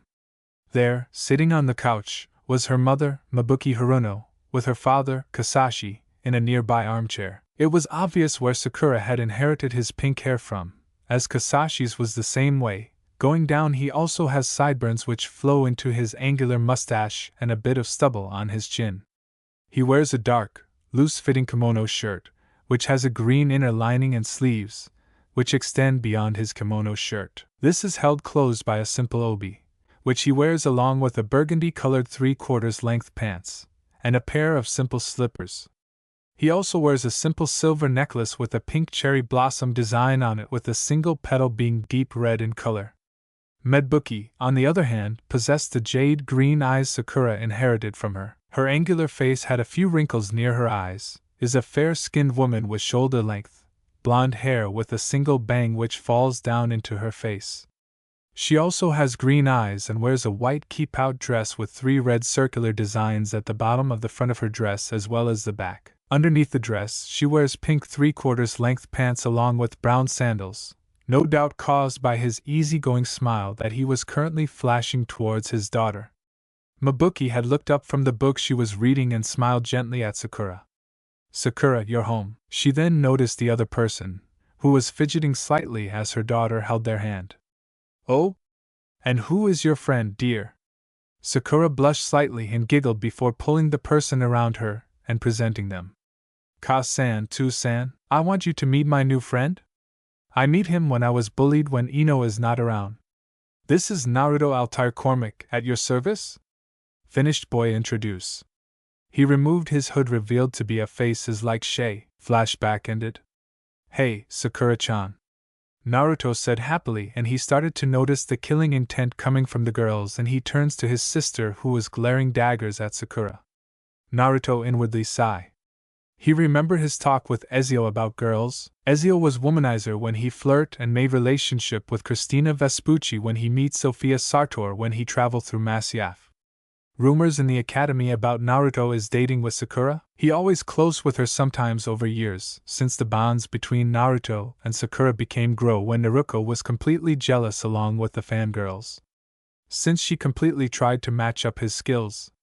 She tried extra hard and studied hard to gain her attention completely. Now only Sakura got Naruto's attention. Forehead, get away from my Naruto-kun. A voice said, and that voice belongs to a blonde-haired girl with blue pupil-less eyes and wearing purple clothing. This girl is Ino Yamanaka. She one of the girls who had huge crush on Naruto. She met Naruto in her family flower shop when he needs required poison for his arsenal, and it was first love in sight, so she immediately tried to get to know him. Naruto with his friendly attitude was able to make friends of the girl. Sakura was glare at Ino was about to speak until another voice beat her to it. No. He's my Naruto-kun. The girl voice belongs to a girl that has long black silky hair and black eyes. This girl was wearing a blue sleeveless jacket that has Uchiha symbol on the back, a black strap slightly above her stomach, and black pants and standard shinobi sandals. This girl was Satsuki Uchiha, the sister of Uchiha Itachi, who was a prodigy of Konoha. She was also one of the girls that Naruto saved and kidnapping incident happened in Konoha along with Hinata Hyuga, who was the heiress of the Hyuga clan. Flashback started. A shadow figure was running roof to roof and was carrying a huge bag on his back. This too easy, this village security really needs to rework its defense. The figure said, and the sack started to move around with shouting at him to let them go. The figure just sneered at them and dropped the bag harshly and picked it up again. Shut it, you brats, the figure hissed. How about you drop the sack and leave?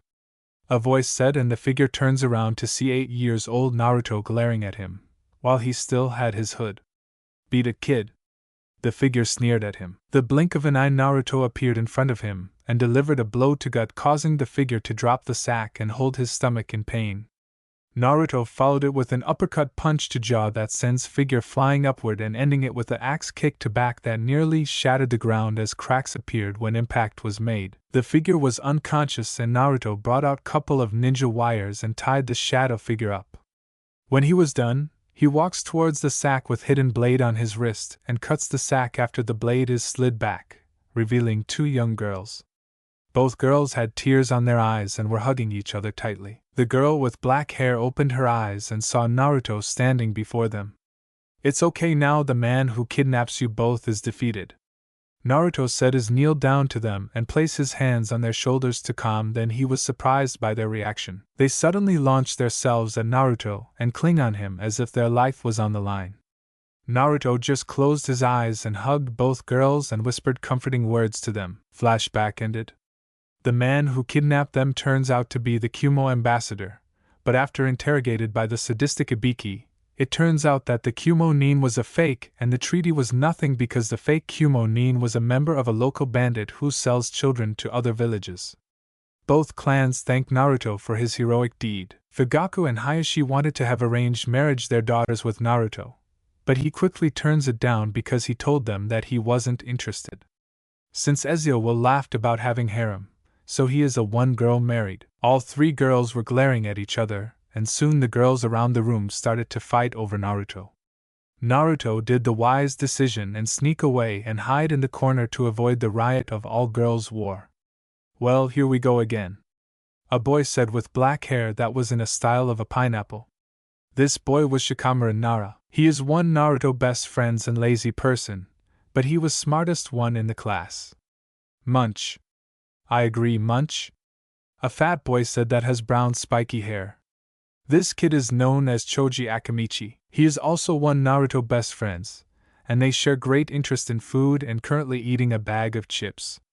"Man, Naruto, I'm really jealous of you getting all the girls to fight over you," a boy whined. This boy has messy brown hair and has red fangs marking on each side of his cheek. This boy is known as Kiba Inuzuka, also one Naruto best friends and self-proclaimed rival of Naruto, which the blonde has no problem, and he has a companion named Akamaru who is a small white puppy that rides on his head. Naruto sighs at this, pulls out something from the hip pouch on his left besides the flintlock holsters and reveals to be small paper bag. Naruto grabbed something inside and reveals to donut-shaped bread filled with sugar.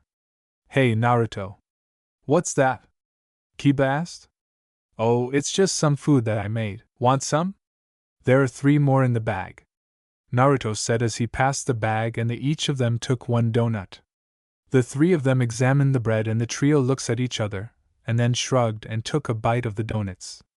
Then all 3 boys' eyes widened and golden light started to come out from where they bit. "Oh my God!" Shikamaru said in shock. "This so delicious," Kiba said, and Akamaru got confused until he also took a bite of the donut. Then Akamaru was frozen few seconds, then suddenly fainted with happy expression on his face. "Well, I'm glad you all like it," Naruto said. Then he turns to Choji, who still had shock expression on his face. "Choji, are you okay?" Shikamaru asked as he waved a hand in front of him until Choji suddenly bowed his head to the floor in front of Naruto. "Teach me your ways, chosen one," Choji said, and everyone in the room was surprised, even the girls who having an all-out rumble, since Thank Hope and the other assassins taught him a thing at 2 since their past lives. "Oni-chan, what happened?" Naruko said as she was currently holding one of the girls in a headlock, while Sakura holding Ino's neck before gaining a sucker punch.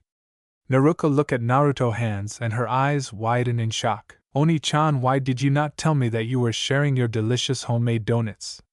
You know that I love your foods," Naruko shouted. Naruko knew that his brother was great cook. She even complimented him that was able to outcook a 5-star chef. Naruko always loved his brother food, especially his dessert foods. "I agreed with her, Naruto-kun. You shouldn't shared me too," Sakura shouted. Since she loves Naruto's cooking, when he came to her home with her parents with his delicious food, Miduki never admitted of how skillful Naruto can cook. And same goes with Kazashi. Everyone in the room had surprised look in hearing that top student of the academy, and the son of Yandemi, or not, can cook, since being an assassin needs to learn his new skills. "Big deal, it's just a piece of bread," a random boy said, and Naruko furious shook her head. "You don't understand Oni-chan cooking or like first-rate chef. Once you tasted it you feel like you've been to heaven. Just look at Kiba," Naruko pointed out, and they looked at him and saw that he was happily eating the donut with dreamy look on his face. as Sakura went to Choji. Choji, what do you think of Naruto-kun's bread? Sakura asked, and Choji faced her with serious look on his face. His food is a gift from heaven. They are even better than our restaurant food. Choji stated, and everyone except Naruto was surprised by this, with Sakura with an admitted smile. The Akimichi restaurant is one of the best restaurants in Konoha, and hearing from the Akimichi saying Naruto food was better than theirs was surprising. Suddenly the door opened and reveals to Irika, who had few bandages on his face. He was surprised to see what was happening in the room since he was saved by Naruto yesterday. Everyone please return to your seat, Irika said, and most of the class ignored him, and he twitched mark near his eyebrows. I said everyone sit down now, Irika ordered with big scary face, and everyone immediately returns to their seat. Irika clears his throat and started to give out his speech. As Irika continues to talk, Naruto was praying that end this quickly as possible because most of the girls in the class looking at Naruto with hungry look on their eyes that sends shiver to his spine. Now I'm gonna tell your teammates and sensei. Team 1. Soon teams are called one by one. Team 7 consists of Naruto Uzumaki Namikaze. This raised his head and anticipated who was going to be his teammates while the girls are praying, hoping that they would paired up with the blonde. Sakura Haruno. Sakura squealed in happiness. Naruto Uzumaki Namikaze. Her Naruto did the same. Dot and Satsuki Uchiha.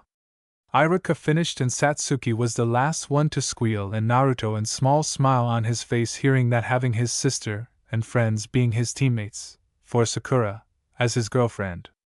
Your senseis are Kakashi Hatake and Kushina Uzumaki Namikaze, Irika said. The four of them were surprised. Teammate members are Shino Aburame, Hyuga Hinata, and Kiba Inuzuka. Your sensei is Kurinai Yuhi. Team 9 is still in the roster, and for Team 10 members are Shikamaru Nara, Ino Yamanaka, and Choji Akimichi. Your sensei is Asuma Sarutobi, Irika finished. No, I got a lazy ass and fat boy, Ino whined, earning a glare from Choji for calling him fat while earning a side disappointment from Naruto for disrespecting his friends. You will see your sensei at lunchtime. Dismiss, Irika said before leaving the classroom. Oni-chan, do you want to have lunch with me? Naruto asked as she turns around to face him only to find that Naruto was gone. Hey! Where is Naruto-kun? Sakura asked without letting anyone. Naruto secretly placed the same paper bag of donuts Naruto brought. Naruto run away from the classroom because he doesn't want dealing with his fangirls now they know him being great cook and all. Shikamaru answered lazily. With Naruto and Satsuki pout frowned of how disappointed Naruto disappeared, again. With Sakura smile at her boyfriend at the time came. With Naruto was in the Hokage monument eating some homemade food and was enjoying the view. Naruto felt a familiar chakra around the field, and he let out a few chuckles. I know you're there, Itachi-san. You can come out now, Naruto said, and in puff of smoke reveals a man that was wearing a standard ANB uniform and was wearing a boar mask. The man takes his mask off and reveals his face. The man has black eyes and black hair. This man is Itachi Uchiha, who is known as the prodigy of the Uchiha clan and the heir of the Uchiha clan. Itachi smiled at the blonde and sits beside him. Naruto offered him a piece of his food and Itachi gracefully accepted it, and took a bite, and smile appeared on his face. Delicious as always, Naruto-kun, your cooking even beats my mother cooking, Itachi complimented, and Naruto just smiled at him and thanked for the compliment. So I heard that you become of my sister teammates. What do you think of the team setup? Itachi asked as he accepts a drink from Naruto. To tell you the truth, I'm quite surprised, to tell you the truth, but I'm okay with it as long we all willing to help out each other and take our job seriously, Naruto said before he took sip of his drink. Itachi nodded and also took a sip of his drink. Both were quiet for several seconds until Itachi broke it. Naruto-kun, I would like to thank you again for saving my sister few years ago, Itachi said, and Naruto just nodded at him. Don't mention it, Itachi-Nisan, beside that's what good heroes do. Saving people who are in need. Even I'm a shinobi and would start to kill people. I still want to be seen as a hero. Or something else is better than a hero, Naruto said. Itachi was surprised by this but smiled at the blonde. Naruto-kun, you do know that Ka-san is still asking for some of your dishes, right? Itachi randomly asked. Itachi and her mother was one of the few people that knew Naruto's skill in cooking. Naruto just smirked at him. Sure. No problem. But in exchange, I won't make any homemade pocky for a month, Naruto said, and Itachi's eyes widened in horror and turned pale in hearing this. No pocky for a month made by Naruto-kun is a nightmare. His pocky is more delicious than being sold in stores. That was a low blow, Naruto-kun. Itachi half glare at the blonde and Naruto chuckles at him. And you know that I won't give my dishes away that easily. If you want some of my dishes' recipes, you need to sacrifice, Naruto said, and Itachi pouted at him with Naruto let out few chuckles. Then soon Itachi started to chuckle, and then they continued to eat their lunch. After lunch, Naruto returned to the classroom an hour late and slid the door open and saw what was in front of him. A glaring Naruto and Satsuki, minus Sakura, was waving at Naruto. Oni-chan, where were you? Naruto asked while glaring at him. Yeah, how are we going to be a team if you won't join with us? Satsuki asked with Naruto nodding in agreement and all two girls glaring at him, with Sakura is still completely remained calm. Naruto just sweat drop at this and cleared his throat and tries to explain it carefully. Well, the reason that I could join is because of the fangirls will try to get me, includes Sakura-chan. Which made two girls glared more. And besides, I already promised Itachi Nissan to have lunch with him, Naruto said. He half lied because it was only pure coincidence that he met Itachi there. The girls stare at him for a few minutes until they look at each other and nodded before allowing him to enter the classroom. Naruto taken his seat and the girls were about to talk to him when suddenly a voice interrupted them. Yo, the man said as he entered the room. The man has spiky white hair and his forehead protector was covering his left eye. The man was wearing a standard shinobi uniform. This man is known Kakashi Hatake. Following him was Kushina Uzumaki Namikaze, who also wearing a standard shinobi uniform and had her long red hair tied into a ponytail with bangs both sides on her face. Sorry, we are late. We got lost from the road of life, Kakashi said with his signature I smile only get bonked in the head by Kushina. We're late because of you, Kakashi. Kushina scolded and Kakashi just apologized to her, and they turned to their attention to Team 7. As Kakashi noticed Naruto wearing unfamiliar clothes he wore, a black uniform unlike any shinobi ever his wearing, let him blend in perfectly. It's like I couldn't see him at all at first, including those unfamiliar symbol. I wonder, I've never seen that kind of clothing before. He looked him over, impressed with what he saw. Anyway, Team 7, meet us in the rooftop in 10 minutes. Kushina said, then she and Kakashi vanished in puff of smoke. Well, shall we go? Naruto stood up and got ready to invite the other when Naruto was already gone from his place on the balcony along with Sakura. Naruto and Sakura had already started to climb up the wall when Kakashi and Kushina disappeared. How did Naruto-kun and Sakura do that? Satsuki exclaimed. She scratched her head, surprised at Naruto's or Sakura's ability. First they snuck up on them while they were in the classroom, and then each of them had the ability and speed to scale the roof quicker than they could get up from their seats. Few moments later Naruto snapped out of her thoughts. Let's go then, Satsuki, Naruto said and quickly run towards the rooftop. Yeah, we better get going, Satsuki replied, as she following her. On the rooftop, Naruto and Satsuki arrived in the rooftop only see Kushina holding an orange book and Kakashi was on knees begging at Kushina. Please, Kushina-senpai, that's my autograph Ika Ika series, Kakashi pleaded.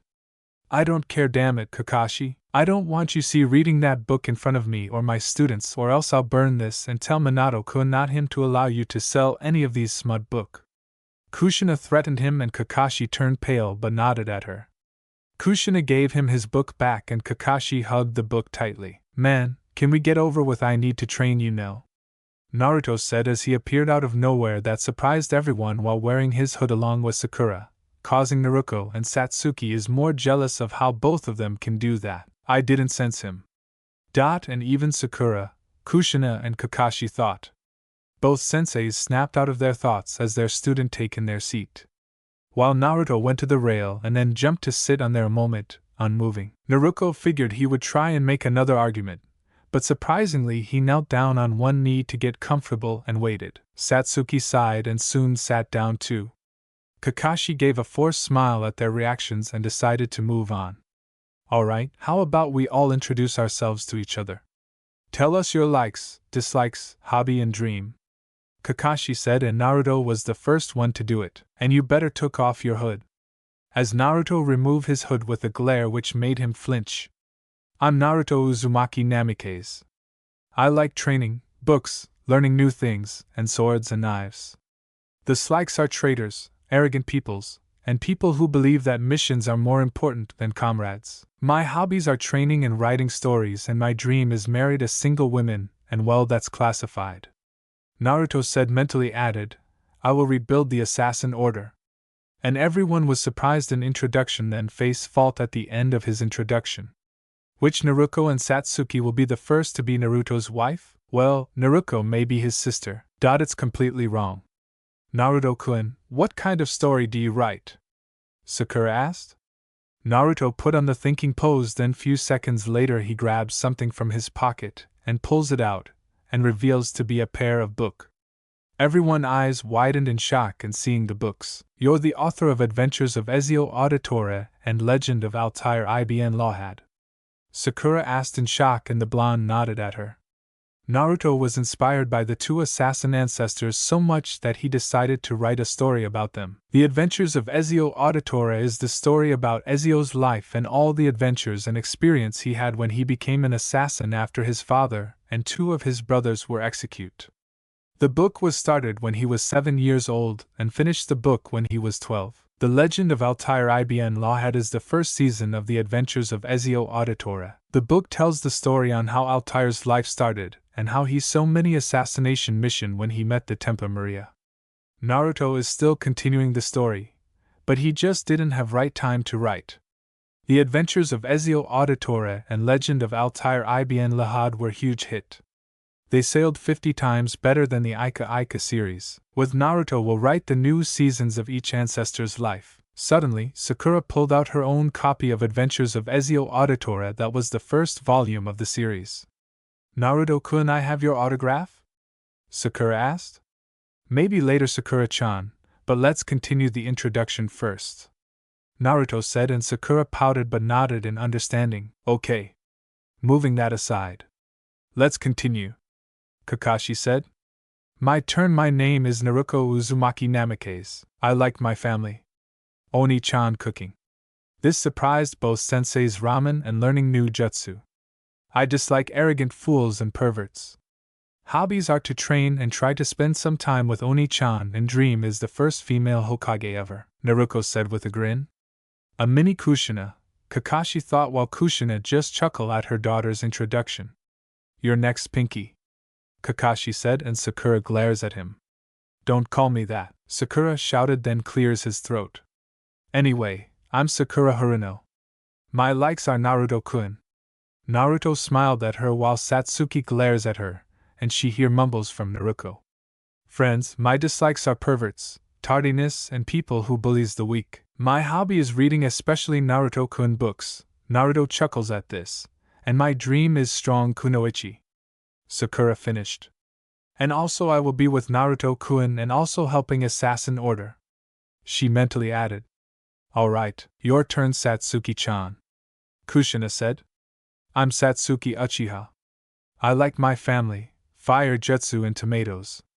I don't have any dislikes and my hobbies are training and eating tomatoes. My dream is to become like Itachi Oni-chan and Umbu Captain. Satsuki finished and Kakashi gave them an eye smile. Well, it's our turn now. I'm Kakashi Hitaki. I like a lot of things. I dislike a lot of things. I have many hobbies in my dream. I don't feel like tell you about.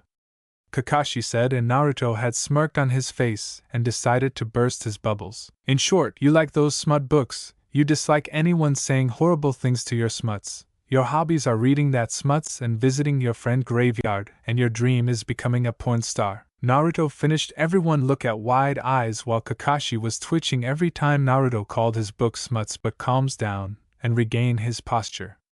I was good at well information gathering. Anyway, I'm Kushina Uzumaki Namikaze. I love my family and children. Naruto rolled his eyes in the children part. My likes are ramen and playing pranks on people. My dislikes are perverts, people who made fun of my hair and anything that's bitter. My hobbies are pulling pranks, chatting with my friends and cooking. As for my dream is to make you all proud, Neen of the Leaf, and she glances at Naruto, who just look away before put on his hood for hiding his own emotions. I want to complete my family. Kushina finished. Kakashi and Naruto knew about this while Satsuki were confused. And Sakura glaring at Kushina and Kakashi for ruining Naruto's life. Anyway, I will now explain the final exam, Kakashi said. Naruto and Satsuki eyes widened in shock. What test? Sakura asked and narrowing her eyes. Kakashi was about to answer but Naruto beat him at it. The real genin test, Sakura-chan.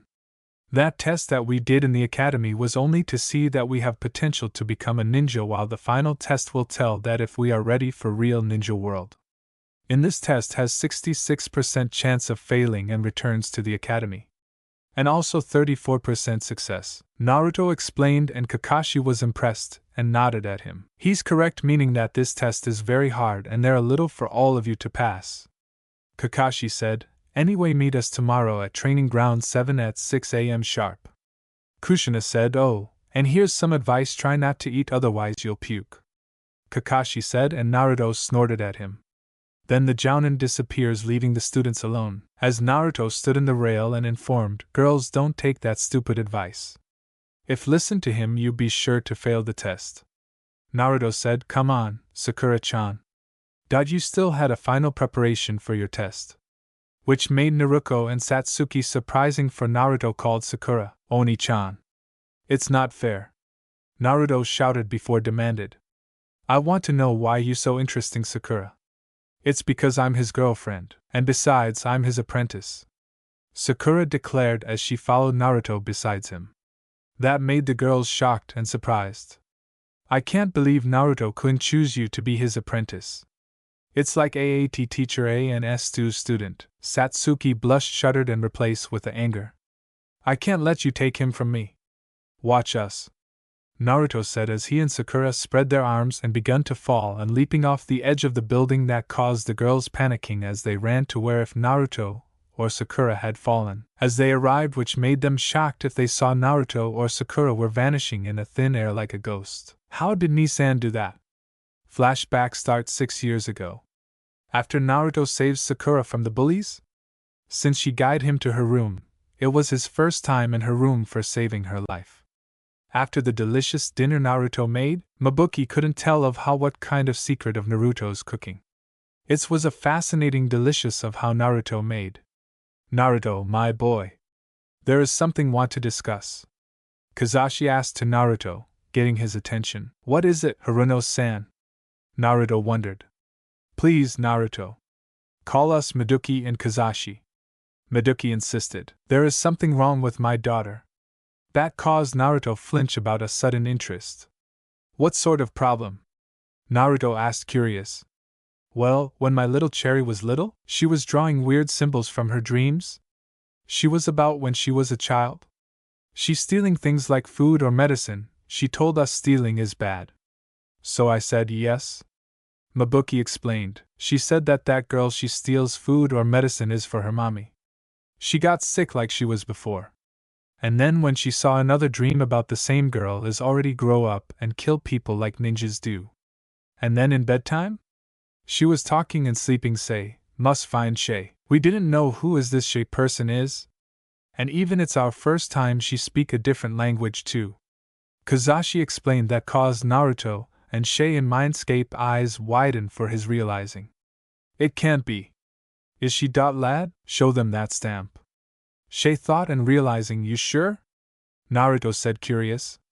I'm positive, lad, do it. With cut his link and rook out his red ring and show them the stamp. That caused the Harunos shocked and surprised disbelief, for they recognized it. Where did you? Kazashi is about to ask.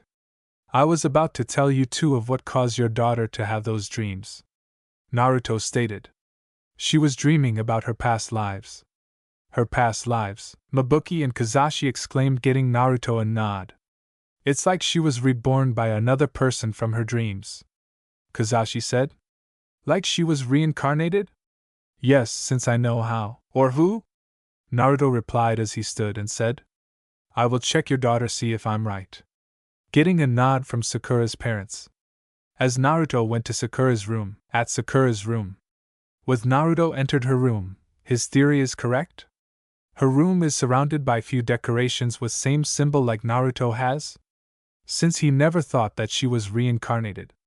As Naruto saw Sakura drawing another one, as he went closer look which made his eyes widen, he recognized those drawing about a beautiful lady with brown eyes and hair. Naruto starting to spoke in English. So Sakura, this is the symbols your parents told me. And even those pictures. Which got her attention on her desk by turning to her head at Naruto. Naruto-kun. How do you know that language? She asked, surprised with English. Naruto nodded his head, knowing that he had found at last his fellow assassin.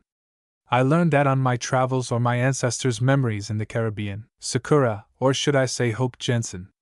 To say that she was speechless would be an understatement. She had never told anyone about those strange dreams or memories she had experienced, and besides, even her parents knows about it. I thought they were just dreams. And what you mean your ancestors traveled to the Caribbean? I have never heard of such a place. Maybe not in this world, but it is real, like you had the spirit of the past life. Now here I am, he said to her. She was quite surprised by this revelation. So that memory of my meeting the death god was real, but there is still so much I do not know. Naruto nodded about this. As for he declared, Sakura-chan, will you become my apprentice that you have the spirit of Shay Cormac's lover? Which made Sakura shocked about the same name. Cormac, as in, Sakura is about said. Yes, Sakura-chan.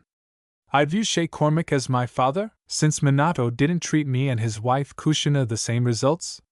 And I also view Hope as my own mother as well, and even I had his spirit within me, Naruto explained, which made more stunning of Sakura. And even you have the spirit of Hope as well, which made Sakura blush more, as she ran at him and gave him a hug, with the blonde assassin return her hug. Sakura said with happiness, Naruto-kun, I'm so happy for this happening. When I had a dream about a black hooded man when Hope-san was killed. She saw his eyes with remorse and shame for what he had done. Since I never know that was since I heard her last word on her mouth. As she is about finished her sentence. Shay, Naruto finished with a smile on his face. Along with Sakura sharing his smile, getting a nod from Sakura. As Naruto gave her another question. So, you are going to be my girlfriend before the academy? Which made Sakura blush more since with a sudden question, which she wants to now gave him a replied and answer. Sure, Naruto-kun. I will be your girlfriend, and you're my boyfriend. Before they drift to each other and kissed. After the kiss, Naruto smiled at her. We may be young, so it's official? He asked, getting a nod from Sakura. Getting a kiss on her forehead which made her sigh unsatisfied. Without notice, Mabuki and Kazashi saw a whole thing with they slowly opened the door to see if they want a son like him, getting a giggle for sure. Can you believe it, Mabuki-chan? She had her own crush. Kazashi stated. And first kiss. Mabuki giggled. I know, I want a son-in-law like him. They may be young since it's time to give Naruto our answer. Kazashi said, getting a nod from his wife. Flashback ended. Within 6 years Naruto trained Sakura in the art of assassin, before her parents accepted to train her to be an assassin, since it was a most task to be a stealth killer, since he taught her everything to be an assassin. He taught her free running, skills and swordsmanship since she didn't do anything for some reasons. She told him about she was pretend to be shy for a bit.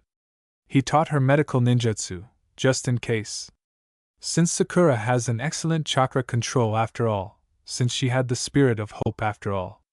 After Naruto trained her for years, she was completely curious if she were wielding hidden blades like Naruto does until her ceremony. At the ruins of Masyaf, since Naruto had recommended ruined towns or buildings that he had rebuilt as training grounds for free running, as since Naruto had Sakura ready to be a full-fledged assassin. Now suddenly, a loud excited yelled from the buildings. Come on Naruto, you have to catch me. Sakura-chan. This wasn't what I had in mind for today's training. Naruto was cut short, as he narrowly dodged a rooftop clothesline and swung from a flag banner of some store in hopes to catch up with Sakura. When he had taken her out training for some light running, he had no idea she would turn it into a parkour race. Sakura was already 2 buildings ahead of him when she hastily ordered him to catch her, and so the chase ensued. Since Naruto wore his equipment on him at all times, he was significantly slower than Sakura, who only wore the trainee robes that offered high mobility. Nonetheless, he wasn't about to be defeated by his student and picked up the pace. She was leaping over rooftops, along walls, swinging from bars, and jumping over obstacles in her way that made Naruto proud of what she had accomplished in such a short time. Reminds me of when father and the rest of my ancestors taught me. Only this time I can do it with a girl I like. At least Sakura is enjoying herself. All the while during her run, Sakura was laughing and smiling as she ran to get away from her pursuer. In a way, it felt like her training was taking shape around her. Before, she would never think she could move this fast or jump that high. The limitations that once kept her from pursuing her ninja dreams escaped her as she ran in the night by her robe's gray hood. Her training with Naruto had been fruitful, to say the least. As soon as Sakura arrived the hidden Masayuth, they began her training. She would come to his compound every day to read from the immense assassin archives, learning both history and an herbal alchemy from the tomes of knowledge. In the afternoons, Naruto would spar with her and teach her how to use various tools like the hidden blades or throwing knife. And in the evenings, Naruto would rest with her inside the Masayuth castle. There is old desk that belongs to the mentor. Occasionally, they would play a game of shogi or just talk when he brought it anytime, plus chess too. That's what Sakura loved the most, just staying close to Naruto. It didn't matter if they were training, walking down the street, or falling asleep next to one another. She only wanted him close to her. Hurry up. She called to him, not even looking back to see him steadily catching up. As she ran out of rooftops upon reaching the streets leading up to the village's west gate, Sakura hesitated only for a moment. That gave Naruto enough time to catch up and tackle her, forcing them both into a fall toward the ground. Within a moment, Naruto was holding Sakura like a princess and landed on the ground with a soft step. "Baka, we could have fallen." Sakura berated him as he let her go. "I thought I'd give you a little scare. I had it under control." He crossed his arms and stuck his tongue out in defiance, serving only to annoy the pink-haired girl more. "Humph. I still won," she said, taking off her hood and letting her long hair flow. Sakura wiped some sweat from her brow and looked at Naruto in amazement. "How is he not dying in those heavy robes? I don't know how you wear something like this all day, Naruto-kun. I'm sweating so much." Naruto made a face as if he didn't understand and shrugged. "I guess you just get used to it. I feel fine." That statement didn't make Sakura feel any better, but she let him have his opinion. Naruto looked at the training leap of faith.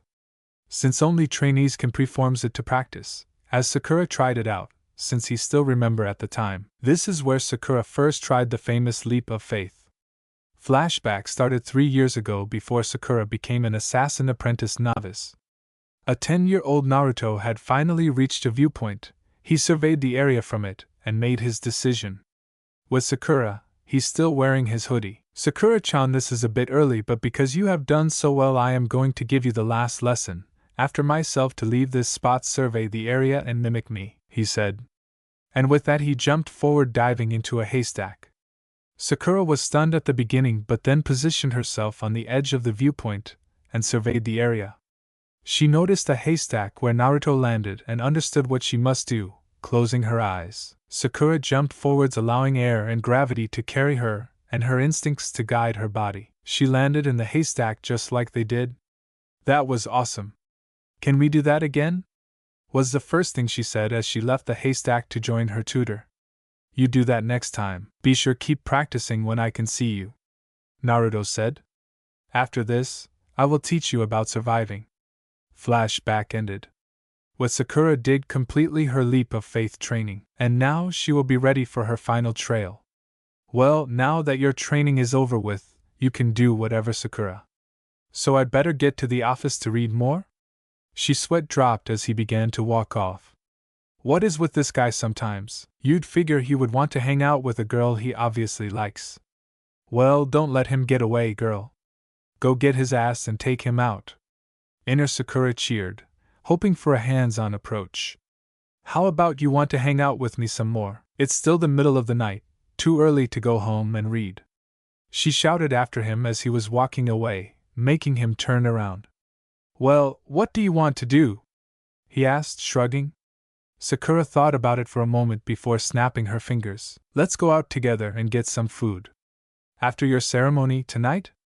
Naruto flinched. He didn't expect Sakura to want to go out with him. Sure, they had been getting along well and the training was great, but Naruto didn't know if she liked him that way or not.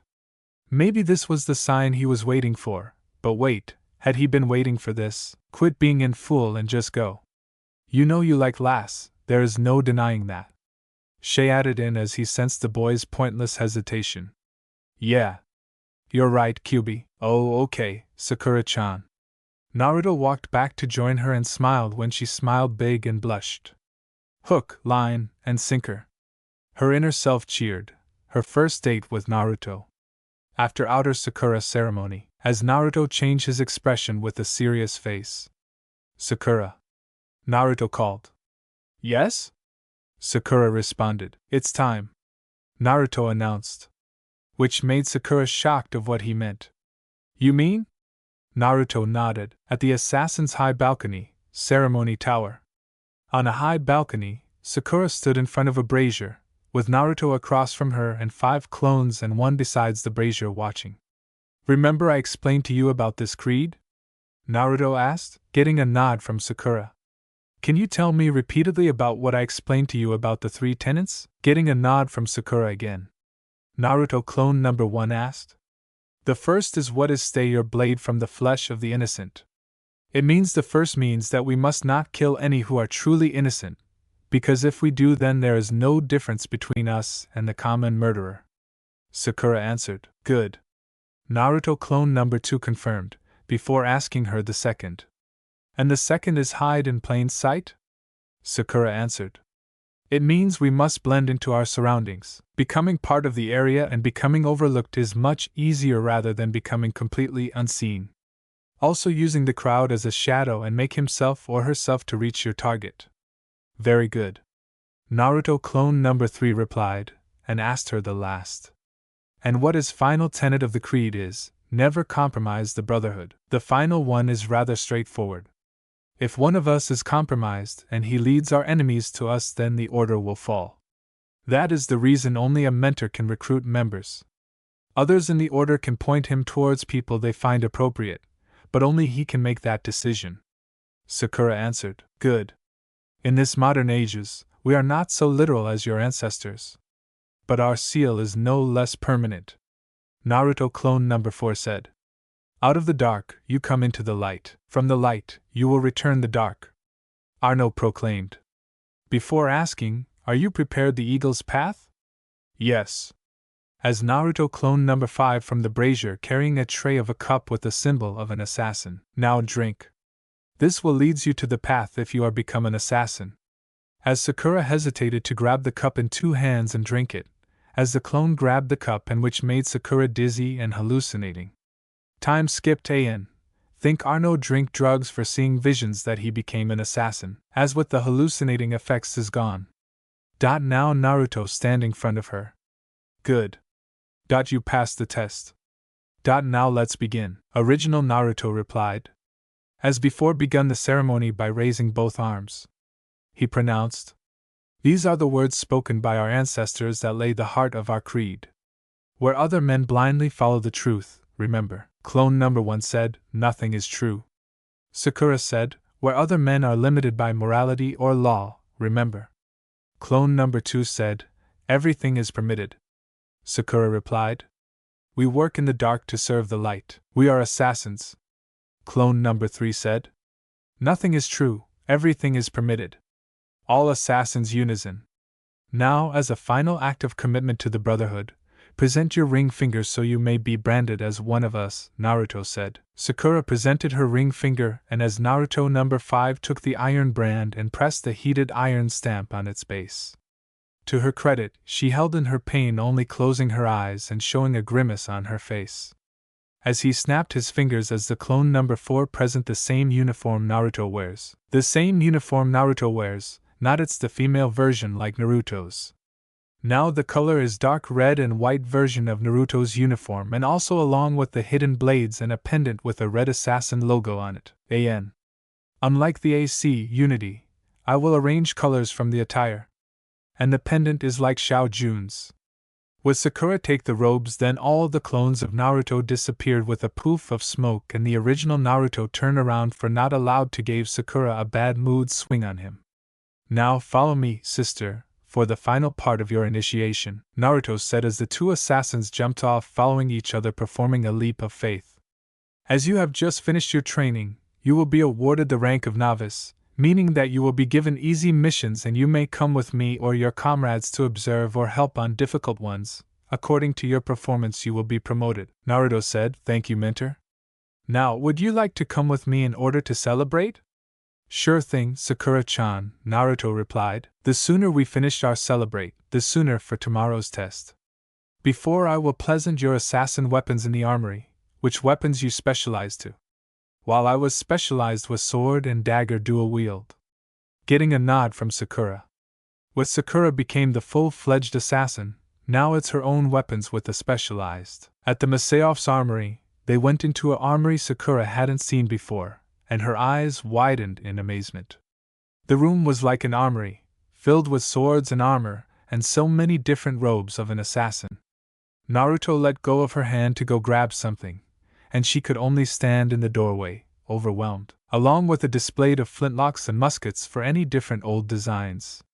Since Naruto was completely managed to manufacture reversed engineering and recreate those guns after Naruto tested Edward's favorite flintlocks, and also she seeing injection sniper blowpipes from the hospital without a dot sight. Here it is. Sakura, come here. She looked at Naruto and saw him gestured pointing at something for her, and quickly joined him. I want you to choose each of those weapons. Each will be your secondary weapon and ranged weapon. It will help you in the test. Upon realization of what it was, Sakura gasped.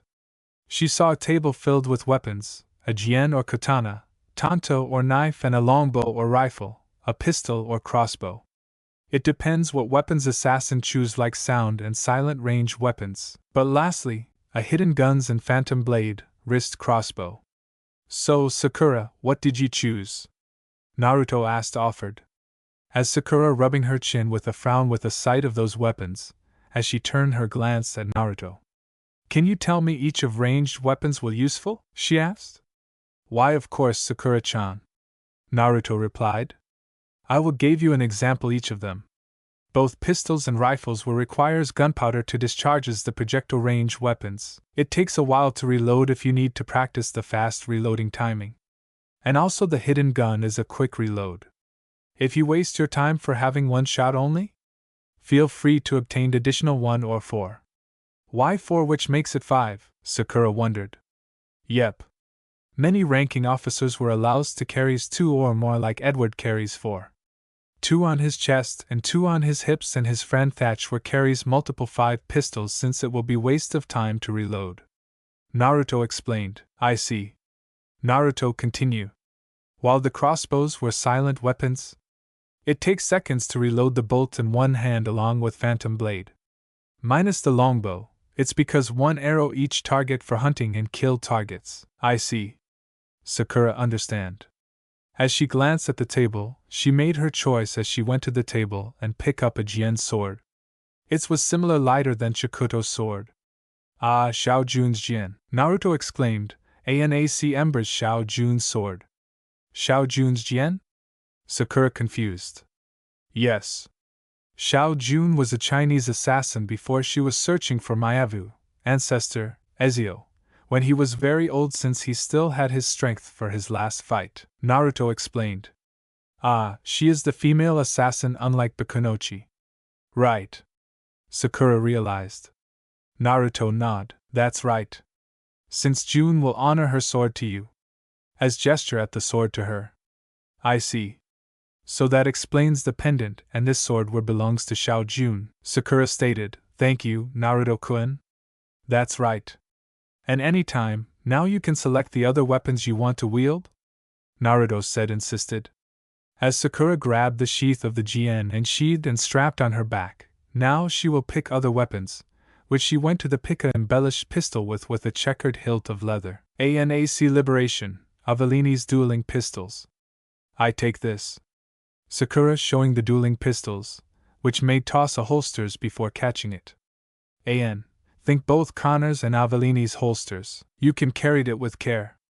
Naruto said, getting a nod from Sakura as she placed 2 pistols in each sides and placed it in the center of the table along with her sword.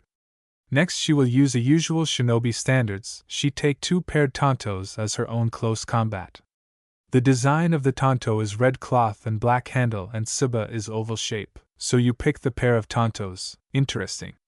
Naruto remarked. I know. I could use pair for close combat. Sakura reasoned, getting a nod from Naruto that made him understand, as she placed a pair besides the sword. So, what's next? Naruto offered. As Sakura was interesting for another long-range weapon, since she take the injection sniper blowpipe, which she got her attention of what she needs, as she turned her head at Naruto with a nod, for she picked the right choice. Then she placed it like the rest of her weapons, as Naruto went to the table and grabbed the sword and said, I'll insert a holster on his sheath that you can place the blowpipe, getting a nod from Sakura. Inspired AC. Freedom cries Adewale's blowpipe and blunderbuss attach on his back. Now she went next for her hidden blade attachment, as she saw too numerous of hidden blade attachments, a gun and crossbow. Since Naruto recreate the same hidden gun Ezio uses to modify it with a second trigger like Leonardo da Vinci did, so the user can fire it in one hand. I will take this one, Naruto-kun. Sakura pointing at the hidden gun. Naruto smiled as he went to the display and grabbed the hidden gun. Gave me your left arm, Sakura-chan. He told him, as she told, and he managed to attach the gun to the wrist blade. When it's done in few seconds and stated, you need to keep your fingers away from the barrel, Sakura-chan. Otherwise, you will losing your fingers. Sakura nodded and replied, I will keep that in mind. As within few minutes for Sakura finished selecting her choice of weapons, Sakura will stick with shinobi standards and obtain some rope darts, 10 of them at least. With Sakura can train those weapons with care, she can able to use the hidden gun wisely without burning her palm and shot herself and her fingers. Then next is flintlock training, she was able to. Good, tomorrow we'll bring few weapons and leaving firearms minus air rifle or blowpipe just in case. Naruto instructed, we were prepared for now. Sakura nodded, as she fixed her gear and then prepared to leave. With Naruto and Sakura with her gear on her hands, wrapping pack on her shoulder, now they are outside in the cave. Since the entrance is coated with high-level genjutsu, the cave is nothing but a normal mountain with few caves minus one. Naruto was once entered Messiah, so shall we go? Naruto offered raise his arm, getting Sakura a nod and hug her arm, and went on a date for some dinner before heading home. Next day, Satsuki and Naruto arrived at the training ground 15 minutes early but made sure to eat breakfast. At exact 6 o'clock, Kushina appeared in the twirl of leaves. Good. You're all in time. Where are Naruto, Sakura, and Kakashi? Kushina asked when a puff of smoke appeared revealing Kakashi. Yo, Kakashi greeted while Kushina looked at him with shock. Kakashi, you're actually on time. Kushina said. Because sensei threatened that me if I was late he will burn my book. Kakashi said with a sigh while the girls snickered at this. Alright, since everyone's here let's get started. A voice said as everyone looked up at the tree and saw Naruto and Sakura looking at them. They then jumped down and landed in front of everyone and include Sakura with her new wardrobe. Again, he appeared out of nowhere, even I didn't sense him a few seconds ago. Kushina thought but quickly snapped out of her thoughts. As glanced at Sakura wearing the same uniform as Naruto, also an unfamiliar sword strapped on her back on the right side along with the injection sniper blowpipe. Did Sakura wearing the same uniform as Naruto? Why is Sochi dating Sakura? I want to know, when did Naruto was obsessed Sakura and trained her? Naruto saw the same uniform like Naruto's before pointing at her uniform and said, Sakura, is that? Yep, Naruto did gave me that uniform of his as a gift. Sakura replied. And also his weapons he made. Since I only bring few, like my sword, pair of tanto and blowpipe. Which made everyone shocked and surprised of how Sakura brought few, which made Satsuki and Naruto jealous. It's not fair, forehead. Satsuki yelled. Yeah, I want those weapons too. Naruto yelled, curious. Naruto took something on his back and took out a spare rope dart, glancing at Satsuki. Satsuki, catch! As he tossed it to Satsuki before she catches it, getting a pout from Naruto for its unfair. It will be useful for sure. Thanks, Naruto-kun. Satsuki replied, getting more jealous from Naruto. When she was about to yell again, Kushina interrupted. All right. Let's get the test started, Kushina said, getting everyone's attention. Kakashi nodded at her and revealed 3 bells in front of them, then set a clock on top of the wooden post. Now the objective of the test is to get the bells from us before the time limit is over. I'll warn you, come at us with the intent to killing or you won't get the bells from us. Got it? Kushina said, and the genins nodded at her. Oh yeah? The one who couldn't get a bell will be returned to the academy, Kakashi said, making the girls' eyes widen while Naruto's eyes slightly narrowed. All right, everyone ready? Kushina said, and the genins nodded at her. Before Naruto and Sakura pull on their hoods on their heads since they are prepared for stealth. Begin. The genins spread out and hide from the jounin's sight. The girls hid themselves well while wait a minute. Where is Naruto and Sakura's chakra signatures? What the hell? Why, I can't detect Naruto or Sakura's chakra at all, it's like he disappeared. Kushina said, and Kakashi looked Kushina's expression and knew in what she was thinking. So she noticed that Naruto's or Sakura's chakra is completely gone, like it vanished into the thin air. Kakashi thought. Kushina-senpai, how good is Naruto? Kakashi asked, and pang of guilt hit Kushina. I don't know, me or Minato-kun never trained him, Kushina stated sadly, and Kakashi's eye widened. Damn me, I shouldn't not refused in the first place. Kakashi thought before asking, what about Sakura? Kushina frowned and said, I heard rumors that she and Naruto never seen or heard in the village. I asked Nabuki-chan for answers. Turns out she went training with Naruto before he came to their house. I see, Kakashi replied as he will use his look underneath. So what caused Naruto can able to hide his chakra signatures during my employees told me we couldn't lift a finger while using the sensory jutsu to where did he hide? They tried to follow him when they lost sight of him through the crowd. He thought, although now here in this test. With Naruto. Naruto was far away from the training ground and he wasn't standing in the branch of the tallest tree, and was using eagle pulse to his eyes to see Kushina and Kakashi. Thank Arno for have the ability to allowing him to hear conversations far away with perfect clarity once he achieved a high enough vantage point and focused in on the locations. Since Ezio mastered his eagle vision during his travels in Masyaf and Turkey and Constantinople. Alright. Our main objective is to get the bells, but one of us will return to the academy. But I never heard of an incomplete team before unless the bells are just a distraction to keep us from knowing the real meaning of the test. But what is it? Naruto thought. Then he scanned around and saw the hiding spots of his teammates, but all of them are separated. Then his eyes widened in shock and realization. Teamwork. They wanted us to work together to get the bells. Naruto thought happily as he solved the true meaning of the test, then did a hand sign. Kage Bunshin no Jutsu, Shadow Clone. Naruto thought. Then 3 clones appeared behind him. He looks at his clones and said, You two tell the girls the true meaning of the test, and tell them to meet up with me until the 3rd clone is done, and I'll contact Sakura-chan to meet up with me. Naruto whispered has turned his 3rd clone. Distract them. Getting a nod from the 3rd clone. With Kushina and Kakashi. Before the test starts, when Kushina or Kakashi didn't detect Naruto's or Sakura's chakra signatures, since Naruto made a special seals to prevent high-level sensors or dojutsu user unable to find them. Suddenly a cry of an eagle came from nowhere. Is that eagle? Kushina asked. I think it is. Where did it came from? Kakashi wondered. Now there is another eagle cry. They need to figure it out. Where did those eagle came from within seconds and realized. Wait a minute. Those eagles never came here? It must been someone use a lookout call. Lookout call? Kushina confused. I've won before in the bandit camp?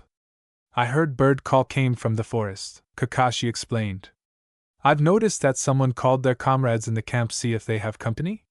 Since one of my members on the team found one, and he was a lookout too.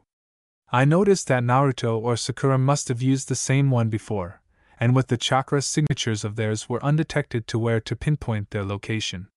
That's right, since you two were learned to sense chakra signatures while I was completely undetected, which made the John and saw hooded Naruto, clone, appeared out in the forest. Anyways, Naruto said before disappearing in a flash step. What the Kakashi and Kushina said before looking up to see Naruto with one leg raised vertically in the air. That looks like Kushina is about finished her sentence from the attack unlike Swanda. Might of the bear, Naruto yelled in English as he brought his leg down on Kakashi before Kushina jumped back, causing a huge crater in the process. Holy crap! Satsuki and Naruto thought to themselves, with their jaws on the floor, as they witnessed the immense power Naruto or her brother had just displayed. When did he learn Tsunadeban's strength? Naruto thought. When the dust settled, Naruto stood over a log that was broken in half. A Kawarimi no Jutsu, substitute. This guy is quick on his feet, Naruto said as he looked around for his sensei before turning his glance at Kushina.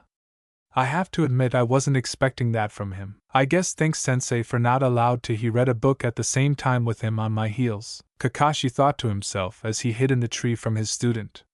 He stared at Naruto face to face with Kushina. Kushina couldn't believe Naruto did use chakra-enhanced strength like Tsunade's. Turns out she didn't sensing a chakra coating on his feet. She was completely confused of how Naruto can use something like that before Naruto is in the air? He used a jutsu with a strange language he spoken. As she said, Sochi, when did you learn Tsuade's strength? Naruto remained silent with no answer.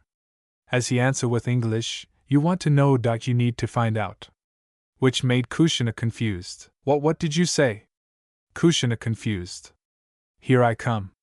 Naruto rushed forward and Kushina moved to meet him. Dodging his first strike, Kushina retaliated with a closed fist to his jaw. Kushina was taken aback when Naruto, instead of dodging it like he had expected him to, open-fisted its sideward. That's a completely different style of fighting. Kakashi saw it and thought of that the same thing. Those taijutsu stance is his flow like water. As he is about to use his Sharingan, it turns out his eyes widen that his body was covered in blurry. My Sharingan cannot follow his movements. He must have placed a seal to prevent Sharingan to see it. It was true. It almost felt as if Naruto was like water, and as Kushina observed his movements as they fought, she could sense a rare fluidity in her son's punches and kicks. Looking at the boy, one would think heavy punches and kicks and a style that relied more on power. However, that was completely proven wrong as it was evident from the way the boy fought. His punches were more like jabs, quick and fast. Another thing Kakashi noted was that Naruto favored neither hand. In fact, though he knew Naruto was right-handed from the way he had fought initially, he could no longer make it out now. Dodging an incoming uppercut, Kushina backed up slightly and countered with a lower left kick. Again, instead of dodging, he pawned it to a different angle. Is that all, Kushina? That cringes Kushina for Naruto calling her name. Don't count on it.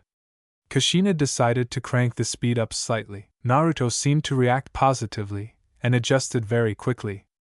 Doesn't seem like you can attack now, does it, Sochi? Naruto was fending off almost all of Kushina's attacks, and subsequently this meant that Kushina was not giving him the luxury of time to counter. Don't count on it. To Kushina's surprise, Naruto suddenly leapt up, deciding to try an aerial route. Not going to work. That attack would have caught even a high-level Jonin off guard, but Kushina had already switched his gait. Naruto's advance was stopped when Kushina's fist made contact with Naruto's pectoral.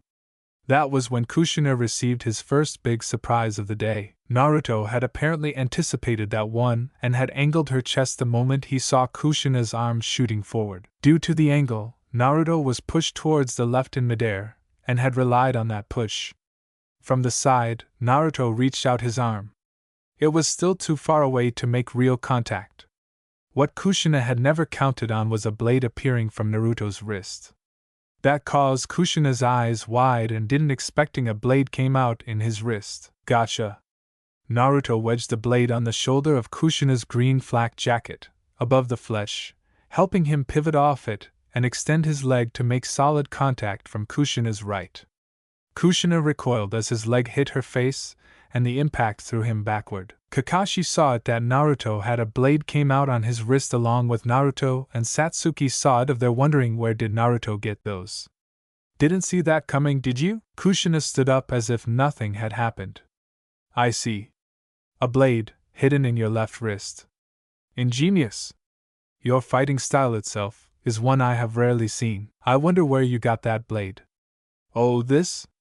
Standing a few feet apart, Naruto extended the blade and held it up to the sunlight. And as the matter of fact, there is another one. As he descended a second hidden blade which made Kushina more surprising. Kushina observed the blade closely. The material looked completely unfamiliar. It was certainly not made in the Leaf Village, that was for sure. He would need to ask about that later. With Kakashi, he couldn't believe Naruto can upper-handed Kushina with the blades on his both wrists. Since how did Naruto obtain those blades? When did Naruto made those too? With Satsuki. In his hiding spot, Satsuki was completely unnerved at the way Naruto had just maneuvered, the fighting style, the way he had fended off their sensei's attacks, and most of all, the hidden weapon had completely thrown him off track. Where did he learn that? During the sparring match? His skills as Jonin as well, but this is with Naruto. Naruto had her jaws wide open. When did Ni-san upper-handed Ka-san? But how? What is that weapon he just used? She had seen a lot of spars, some even between Chunin among their whole batch. But what she had just seen amazed her to no end. Her brother's speed could rival her father's, and his technique was just what was it? With Naruto and Kushina minus Kakashi is still hiding. Is that all? Kushina knew the question was futile. She was sure her son had more up his sleeve, since she noticed a rifle on his back wasn't used yet. A nagging feeling told him that he was about to receive his biggest surprise yet. You really think that? Sure enough, Naruto suddenly formed the ram's seal. With a puff of smoke, 4 other Narutos appeared, all identical. I see, he plans to incorporate Bunshin with his attacks. Ready? Here I come. As the 5 Narutos charged, Kushina is on her defensive stand before Kakashi appeared with a side. They didn't really expect the 4 young students to get the point of this test. In fact, they felt he'd be greatly surprised if they even stopped to think of the true nature of this test. As the Narutos drew closer, Kakashi could easily make out which the actual Naruto was. The boy left quite a lot of clues behind in this certain style of attack. They suddenly jumped in different directions. 2 clones appeared on their left with their wrist blades, and 1 on their right, while 2 attacked head-on. An impressive strategy. He's cut off all routes of escape with minimal use of clones. However, the main flaw lies in the fact that I am aware of the true caster of the jutsu. And so, quicker than he led on, Kakashi and Kushina lunged forward. And when Kakashi connected square on Naruto's stomach, however, Kakashi never expected the boy to counter. The problem was he didn't. His clone did. With a dull thunk, the 3 clones on his sides all connected, and Kakashi was thrown back again. As Kushina drew sword with the clone drew dual weapons, a sword and a parrying dagger. A dual-wield combo, Kushina thought. As Naruto swung his sword with Kushina deflected, and then he prepared to stab her with the dagger forces, Kushina jumped back. With Kushina counted and swing her sword at him before Naruto clone deflect her attack with the dagger, then parry in the side and counter with his sword. As she jumped in the sides before the blade hits her, Kushina was completely disbelief of how Naruto's swords were fast and powerful with both weapons wielding in each hand. She analyzed Naruto's capabilities since he hold a sword on the right hand for slash, thrust, block and deflect, and the left hand his dagger allows to also slash, parry, stab and counter. Since that kenjutsu is completely unfamiliar than the rest of the kenjutsu, she was completely under disadvantage from the sword and dagger combo. She still didn't know more about Naruto's skills to being a prodigy without herself and Minato. It's like the bonding is breaking apart. With Kakashi and the clones when he got knocked backwards. You fell for it. These clones aren't what they look like. Indeed they aren't. Kakashi slowly straightened himself and shook his neck. Extremely impressive for a genin. But a caged bunshin. I need to inquire where you learned that jutsu. I'm almost sure it's forbidden. Meet my new jutsu. Thus crying, Naruto formed the seal once again. This time, when the smoke cleared, Kakashi thought he could see a minimum of 15 clones. Kage Bunshin, attack with Naruto, clone, and Kushina. Within a minute, when Kushina was completely upper-handed Naruto with his sword and dagger combo. Dew of slashes, blocks, parries, counters were completely overwhelmed. As the clones saw Kakashi wipe out his clones. As Kushina got the opportunity to strike until she saw Naruto whispered with Japanese phase 1 completely. With his sentences finished, he disappeared with a poof of smoke, causing the red-haired realized, as she turned to Kakashi where he saw fighting the clones. Kakashi. It was a diversion, which caused Kakashi's eyes widen. He was about weakness from the attacks. Kakashi stated, which made Kushina nod. All right, 6 to 12 formation. Kushina ordered, as they on front and back formation with her sword on the defensive stand while Kakashi pulled his kunai. With Naruto. Naruto was currently hiding in the bushes and was thinking of ways in getting the bells, since before she saw Naruto upper-handed her mother and Kakashi with blades came out in their wrists, sword and dagger combo for its unfamiliar Kenjutsu style, since she never thought Naruto can use dual wield before, until she felt something on her shoulder. She turns around and saw her brother looking at her. Oni-chan. Naruto said happily, and Naruto shook his head. No. I'm only a clone. The clone said, and Naruto just nodded at him. Why did Oni-chan send a clone? Naruto asked.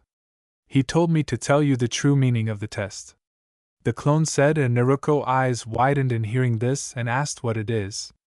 The bells are an only distraction to the real meaning of the test. Since the clone diversion on Kushina or Kakashi to have time to weaken their states, we need teamwork, so we need the others to pass the test. The clone explained, and Naruto nodded at them. Follow me so we can meet with boss and the others. The clone said as jump away from the bushes and headed towards the real Naruto with Naruto following him. With Naruto was patiently waiting for the girls to arrive. Then a minute has passed, and the girls arrived with his clones. Minus Sakura? Since she got her signal to get here, looks like everyone here. Naruto said, then he dispelled the clones. So what's the plan, Naruto-kun? Satsuki asked. Yeah, Naruto-kun, those two won't go easy on us. We need to come up with plan to get the bells. Sakura said. Don't worry, Sakura-chan, I got a plan. Naruto said, and everyone leaned over to listen to the plan. Here's what we are going to do. With Kushina and Kakashi. 5 minutes has passed since the clone of Naruto attacked us with full force, and each of girls has attacked us yet. Maybe they figured out the test, Kakashi stated when suddenly a barrage of kunai attacked them up front and Kushina and Kakashi deflected the attacks. A surprise attack? Kushina thought when she suddenly sensed another chakra coming towards her. She turns around with her katana ready. Clang! Kushina was surprised to see Naruto attack her with katana in her hand. Then suddenly Sakura came out of the bushes and throws a barrage of unfamiliar throwing knives towards her and Kakashi. With the rosette draw her sword, causing the red-haired and copycat saw that sword is double-edged and similar than a chikuto. The two jounin jump high in the air to avoid it, and Sakura followed Kushina in the air once again. Both of them clashes with their swords, while Naruto attacked her too. Kakashi was about to help Kushina when he heard a voice. Kaden, Gokakun no Jutsu. Fire release, Grand Fireball. A voice shouted, and Kakashi looked from where it was coming from and saw Satsuki. Then Satsuki spit a huge fireball at Kakashi, quickly used body replacement jutsu, and switched himself with a log. That was a close call, but I got to say they have a good teamwork. Kakashi thought who was hiding in the bushes when he used body replacement jutsu, but before could continue his thoughts, he suddenly blacked out. The last thing he saw was a blonde hair before he lost consciousness. Moments later, Kakashi started to wake up and found himself tied up. He tried to use body replacement jutsu to get out of the ropes, but something was blocking his chakra. So you're awake now, a voice said, and something walks out from the shadow and reveals to be Naruto holding his air rifle on his shoulder. Naruto? Kakashi said in surprise, and Naruto just smirked at him. Surprised that you can't use any chakra, sensei? Well, it was really simple. Really, I just made a seal in the ropes so that anyone who got caught in the ropes won't be able to use any chakra until I release the seal. Naruto explained, and Kakashi just looked at him with wide eyes and couldn't help but be amazed at hearing this. Then he heard sound of bells and saw that Naruto had one of the bells in his hand. Now I'm gonna make you our hostage in exchange of the bells, Naruto stated. What do you Maya? Kakashi didn't finish as he felt a poke on his right shoulder by a swoosh sound. It turns out it was a dart on his bicep, which it came from Naruto's new weapon in one hand. Then he was knocked out by Naruto again by a shot on his right bicep on his rifle. With Kushina and the Genins. Kushina was currently fighting the 3 Genin girls, and so far she was impressed by their teamwork. These girls have shown great teamwork so far, but where is Naruto? Kushina thought as she landed on the lake of training grounds. Then she immediately snapped out of her thoughts when she saw Satsuki attack her with barrage of fireballs. Kushina immediately made bunch of hand seals. Surgeon Hiki. Water release. Water encampment wall. Kushina shouted, and immediately the water rises in front of her and extinguished the fireballs. The 3 Genins were now looking at the red-hair woman with calculating eyes. Naruto, how much longer?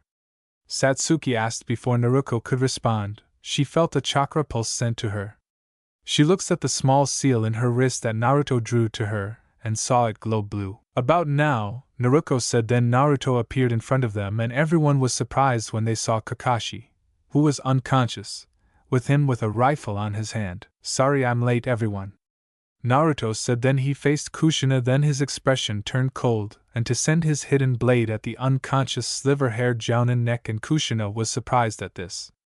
Give me the bells, sensei, before I slit his throat, Naruto said coldly, and that sends shiver to everyone's spine. Kushina looks at Naruto's eyes and only saw they didn't held any emotion at all, and he doesn't look like that he was bluffing, until she heard a click and turned her head and saw Sakura holding a strange tube mounted her wrist.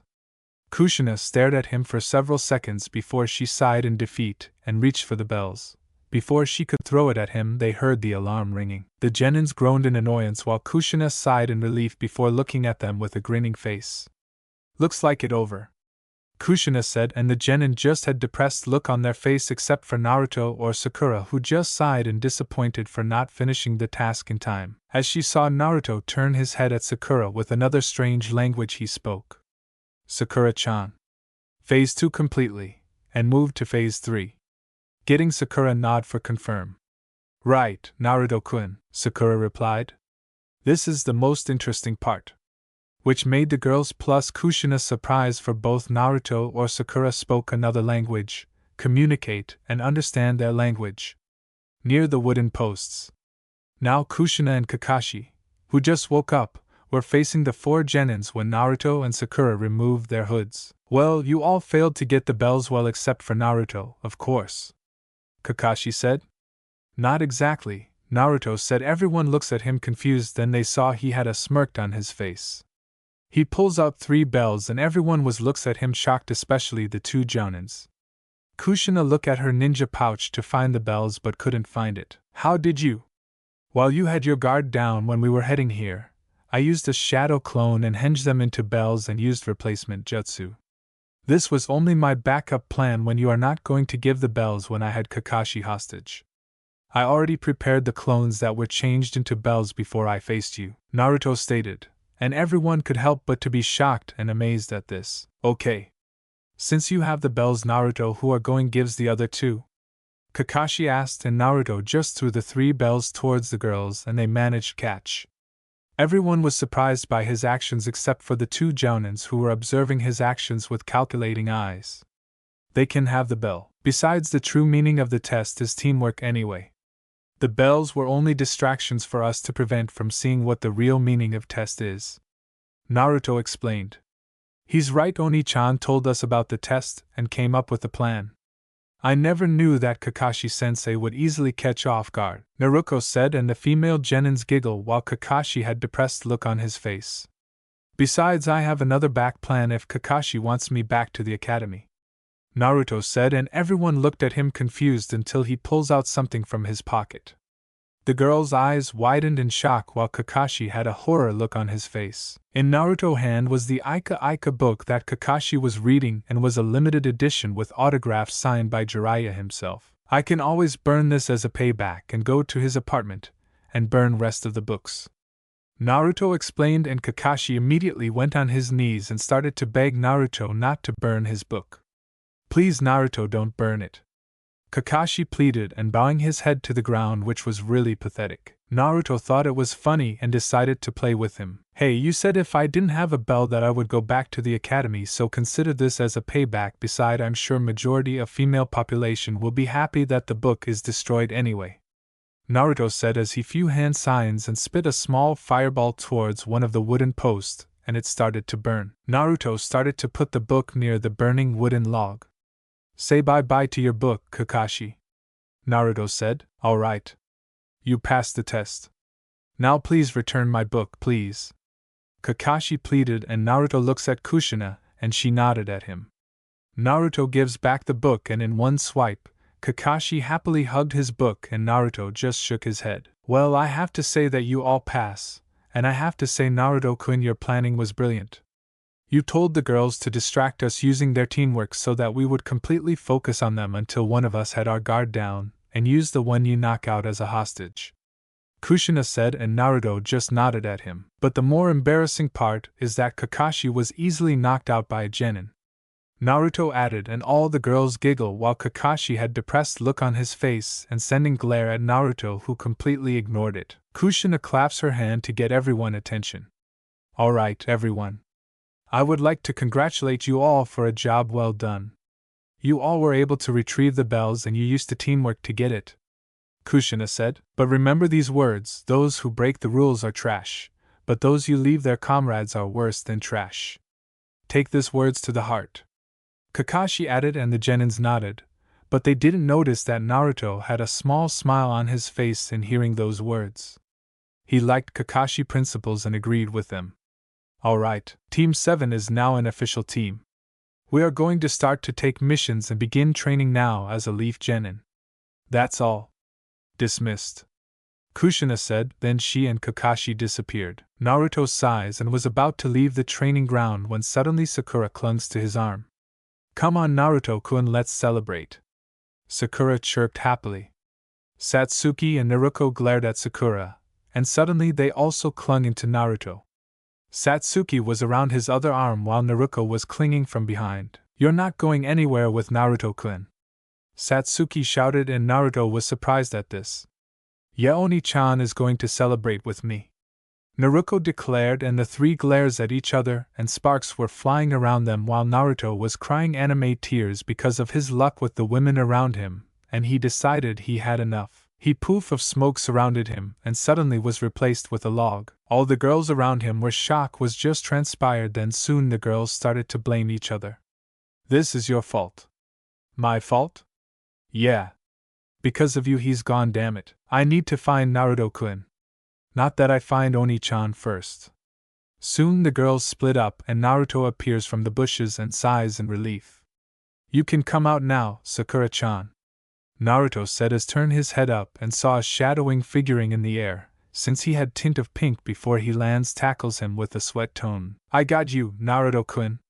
She said kissed him before Naruto returned his kiss. As they parted with Naruto said, so did you got them away? Sakura giggled.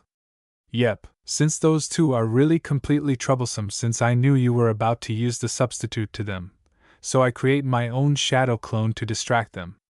As they stood up and Naruto replied, yep, and good job. But no offense to you when Naruto or Satsuki were troublesome. Come on, better get some eat before they'll come back. Getting a nod from Sakura as they headed to small restaurant to eat, a certain Nara sneezed. At the Hokage Tower, Team 1 failed, Team 2 failed, Team 3 failed, Team 4 failed, Team 5 failed, Team 6 failed. Minato sighs as he listened to the Jounin reports. Each team failed and he was frustrated. He really needs to change the system of the academy. Suddenly the door opened and reveals to be Kushina and Kakashi as they entered the room. Sorry that we're late, Minato-kunai test had taken longer than I suspected, Kushina said, and Minato nodded and sends a smile to Kushina hoping to hear good news. Alright everyone. Please continue your report, Minato said. Team 7 passed with flying colors, Kushina said with grin on her face, with Kakashi nodding in agreement. Every Jounin was surprised in hearing this because usually, Kakashi fails every team that was assigned to him while Minato was happy in hearing some good news. Can you explain to us, Kushina-chan? Minato asked happily, and Kushina started to detail about the test, and as she continued to explain the test, everyone in the room was surprised on how Naruto's plan worked very well, and also found it very funny that Kakashi, who was a rank shinobi, was easily knocked out by a genin, which made Kakashi depressed, and finally, much to most women happiness, and the horror of the males, that Naruto threatened Kakashi to burn the orange book and follow with Naruto's unfamiliar wrist blades is completely new for arsenals, and includes new weapons were built by Naruto. Well, okay, thank you, Kushina-chan, Minato said, and Kushina nodded at him. Team 8 passed, they have good teamwork but needs more work, Kurenai said. Team 10 passed, they are like their fathers, but I need to work on Ino though, since she a bit of fangirl towards your son Hokage-sama, Asuma explained, and Minato nodded in understanding, then dismissed the meeting and the jonins left, leaving only Kushina and Minato. Our son is greater than we thought. I never knew that he made a devious plan, Minato said, and Kushina nodded in agreement. I hope that I would at least make him open up to me, at least make him feel that we are family to him, Kushina said, and Minato nodded in agreement, and the two parents decided to think of plan to make Naruto feel a part of their family and ask for his forgiveness. 3 months later. 3 months has passed and Team 7 had been doing missions, or the genins called chores, minus Naruto or Sakura wasn't complained, and they hated it, especially capturing the Tora the cat, who was the hell cat for every genin ninja of Konoha except for Naruto. For some reason Tora liked Naruto. During those months, Team 7 was being trained to get stronger. Kushina was training them individually while Kakashi trains them on teamwork and chakra exercises. But Naruto or Sakura already knows those exercises, so he uses a blood clone to send the clone during team training and meeting while he train on his own at the Forest of Death along with Sakura as well. Also, while training in the Forest of Death, Naruto met Enko again, but the snake woman didn't attack him again, and also Sakura, but instead talked to him, which made Naruto feel suspicious at first, but in the end the two became friends and they often sparred and opened up to each other. Naruto was surprised that Enko was being shunned and hated by the village because she was the former apprentice of the snake Sannin of Konoha, Orochimaru. Naruto also found the curse seal that was located on her neck, then soon he started to do his research on how to remove. Now Team 7 is standing in front of the Hokage Tower with Tora, who was in Naruto's hand and was purring in his touch. Alright, catching Tora the cat is complete, Kushina said, and Iruka asked Naruto hand Tora over to him, and the blonde complied and gave the cat to Iruka, then Iruka put it back to its cage, before giving a final pat, rubbing his head gently. Alright. Now you can choose the following missions: taking the Inuzuka dogs for a walk, helping an old lady, or fixing TOUSAN. Can you give any better mission? We've been doing this for 3 months. Can we get a better mission? Naruto whined, and the two genin girls nodded in agreement, while the jounins just sighed in annoyance, and Naruto just completely ignored the situation as he continues to read a book about Fuinjutsu in his hand while Sakura reading Naruto's new novel, The Adventure Seas of Edward Kenway. It's about Edward's life as a privateer and a pirate assassin. Naruto, you've just been a genin for 3 months and you don't enough experience yet, Iruka shouted, and until Minato decided to cut in. Calm down, Iruka. How about we let their jounin instructor decide if they are ready for higher mission? How about Kushina-chan? Are they ready for a higher mission? Minato asked, and Kushina nodded at him. I think they are ready. Me and Kakashi have been training these kids hard, so I think they deserve AC rank mission, Kushina stated, and Minato turns his attention to Kakashi. How about you, Kakashi, what do you think? Minato asked, and all he received was a nod from the masked jounin.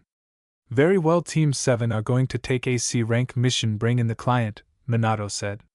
Moments later a man who was drunk entered the room. Is this all you got as my bodyguards? A 3 spoiled princess and a scarecrow. The only decent ones are the lady with red hair and the kid with blonde hair. The man said, Screw you, old man. Your head is mine.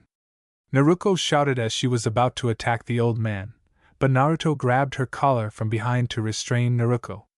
Naruto, you can't kill the client, it's bad for business. Kakashi scolded her, and Naruto puffed her cheeks and grumbled some words. But that doesn't mean that you can't kill him after the mission, Naruto just added. The old man turned pale while Naruto's frown turned to a sadistic smile when he noticed the crest on Naruto's belt and then said, "They look promising." Which made both Naruto and Sakura notice the reason for his change in behavior and decided to talk to him in detail about it. Along with Kakashi, Minato, and Kushina noticed with behavior all sudden, he noticed the symbol on Naruto's chest. It looks strange. Okay, that's enough. We'll meet at village within 2 hours. So pack your things that you'll be all needing for at least 3 weeks. Kushina said, and the genins nodded at her. Good, dismissed, Kushina said, and Naruto and Sakura went to window and performs a leap of faith followed with Sakura until Minato stood and ran to the window along with Kushina saw at the ground and saw Naruto or Sakura disappeared like a ghost again. I still don't know how did Naruto or Sakura do that, nor do I, Minato replied, as he turned his head at Tazuna and went to the client. Tazuna, care to tell us what this is about? He asked. With Kushina or Kakashi were curious. Well, Hokage-sama, truth to be told, I am a bridge builder and a friend of the order. I was going to ask for the help of one of the brotherhoods, but the Rafik Nami was taken out. I don't think it was intentional, but with no way to contact the brotherhood I decided to take this matter to the Konoha, Tazuna stated. Brotherhood? Kakashi said. Order? Yes. The legendary assassin order here in Konoha? I did not know that Brad is also an assassin, Tazuna stated, which made everyone's eyes widen for a sudden information. Sochi is an assassin, Kushina exclaimed fearful. Since she read a histories about the assassins were been extinct for 1 million of years during the war against the assassins and the Templars? It's like the Senju and Madara clan wars when Konohagakure is founded. They never thought Naruto is now an assassin. Yes, since the Brad is an assassin. And that means I will have business with him, Tazuna said, as he leaving Kushina and Minato alone before the others like Kakashi left to prepare to departure. Why Naruto never told us he is an assassin? Minato and Kushina said unison, with Naruto. As Naruto is full prepared in Masayoff without leaving a trail behind, with his sword and dagger strapped on his hips, and the 2 pistols on the right side holster along with the hip pouch on besides the holster. With the air rifle strapped on his back, as he fixing his hidden blades is completely secured and strapped less tightly. Now he had storage scrolls, different bombs, food and supplies on the pouch as well along with throwing knives and rope darts. Then he places berserk and sleep darts on each pouches in the belt pouches and also ammunition and gunpowder as well. That includes shrapnel and sleep grenades from the launcher and smoke, poison and stun bombs. You ready, lad? She said. Yes, father, I'm ready. With Sakura. At the Haruno residence, Sakura strapped her sword on his back on the right side along with the blowpipe with both pistols on both sides and 2 tantas underneath the sword holsters. Also, Sakura do the same thing like Naruto about sleep and berserk darts, smoke, stun, and shrapnel bombs too. In her pouches she carries storage scrolls when Naruto taught her basic Fuinjutsu and tools she needs as kunais. Throwing knives and rope darts and shurikens will be placed in the holster on her left leg. Since her parents were surprised about those weapons she uses, as she view herself in the mirror. Shinora. I look good. Shinora. It better, girl, inner Sakura said, as she prepared to leave for the departure on the mission. Time skip. Naruto was first to arrive at the village. For the past hour he was practicing his eagle vision and other new offensive techniques that he learned from Hagoromo, and he was happy that he was still able to get the hang of it. Naruto was leaning of the wall with arms crossed and waited for his team to arrive. Oni-chan, Naruto-kun. Voices called and Naruto looked at his right and saw his entire team walking towards him with Kushina, but Naruto was surprised to see the person with them. It was Makoto Uchiha, who was wearing a jounin uniform and has hair ponytailed like Kushina. Uchiha-sama, why are you joining us? Naruto asked. Even Naruto trusts her. He doesn't truly trust her completely since she was one of the people who ignored Naruto when he asked her for some shinobi training since she was his mother's best friend after all. Naruto-kun, just call me Mikoto. Mikoto said with smile on her face. Just answer the question, Uchiha-sama. Naruto said with annoyed tone, and everyone was surprised on how he responds to her. Naruto, don't answer Mikoto-chan like that. Kushina scolded at him, and Naruto just rolled his eyes and crossed his arms. Whatever, Naruto said, and looked around and noticed that Kakashi and the client were missing. Where's Hitachi and the old man? Naruto asked, and nobody answered him. He let out a sigh and made clone and whispered something to the clone before the clone put on his hood and suddenly vanished. Naruto-kun, what did you told to the clone? Sakura asked as she adjusted her hidden blades on her each sleeves, which made Naruto or Satsuki frown for want those blades too. Since the girls went to the blacksmith have constructed the same blades, since acquires a similar then hidden kunai mechanism. Turns out many blacksmiths need some schematics to how to build a wrist blade before. Just wait, Naruto said, and few minutes later they heard a girly scream. What the hell is that? Naruto asked and was about to run from where it was coming from when suddenly Naruto stops her by grabbing her shoulder. Naruto turns around and see Naruto was looking at her. Just wait, Naruto said, and several seconds later they saw the clone dragging Kakashi and the client towards them. Did you burn the book? Naruto asked, and the clone raised an eyebrow at him. You all heard the scream, right? The clone asked, and everyone nodded at him. It's because I saw these two drinking in the local bar, so I did what my boss told me to do. I burned his precious Ika book right in front of Kakashi, and he screamed like girl, then I knocked the two out and dragged their asses here. The clone said before he disappeared in poof of smoke, and Naruto received all the clone memory and couldn't help but smirk. Several seconds later Kakashi started to wake up. What happened? Kakashi said as he sat up and looked around and saw he was outside and the team was looking at him, but his eyes landed on Naruto and glared at him. Naruto, why did you burn my book? Kakashi demanded, and Naruto just shrugged at him.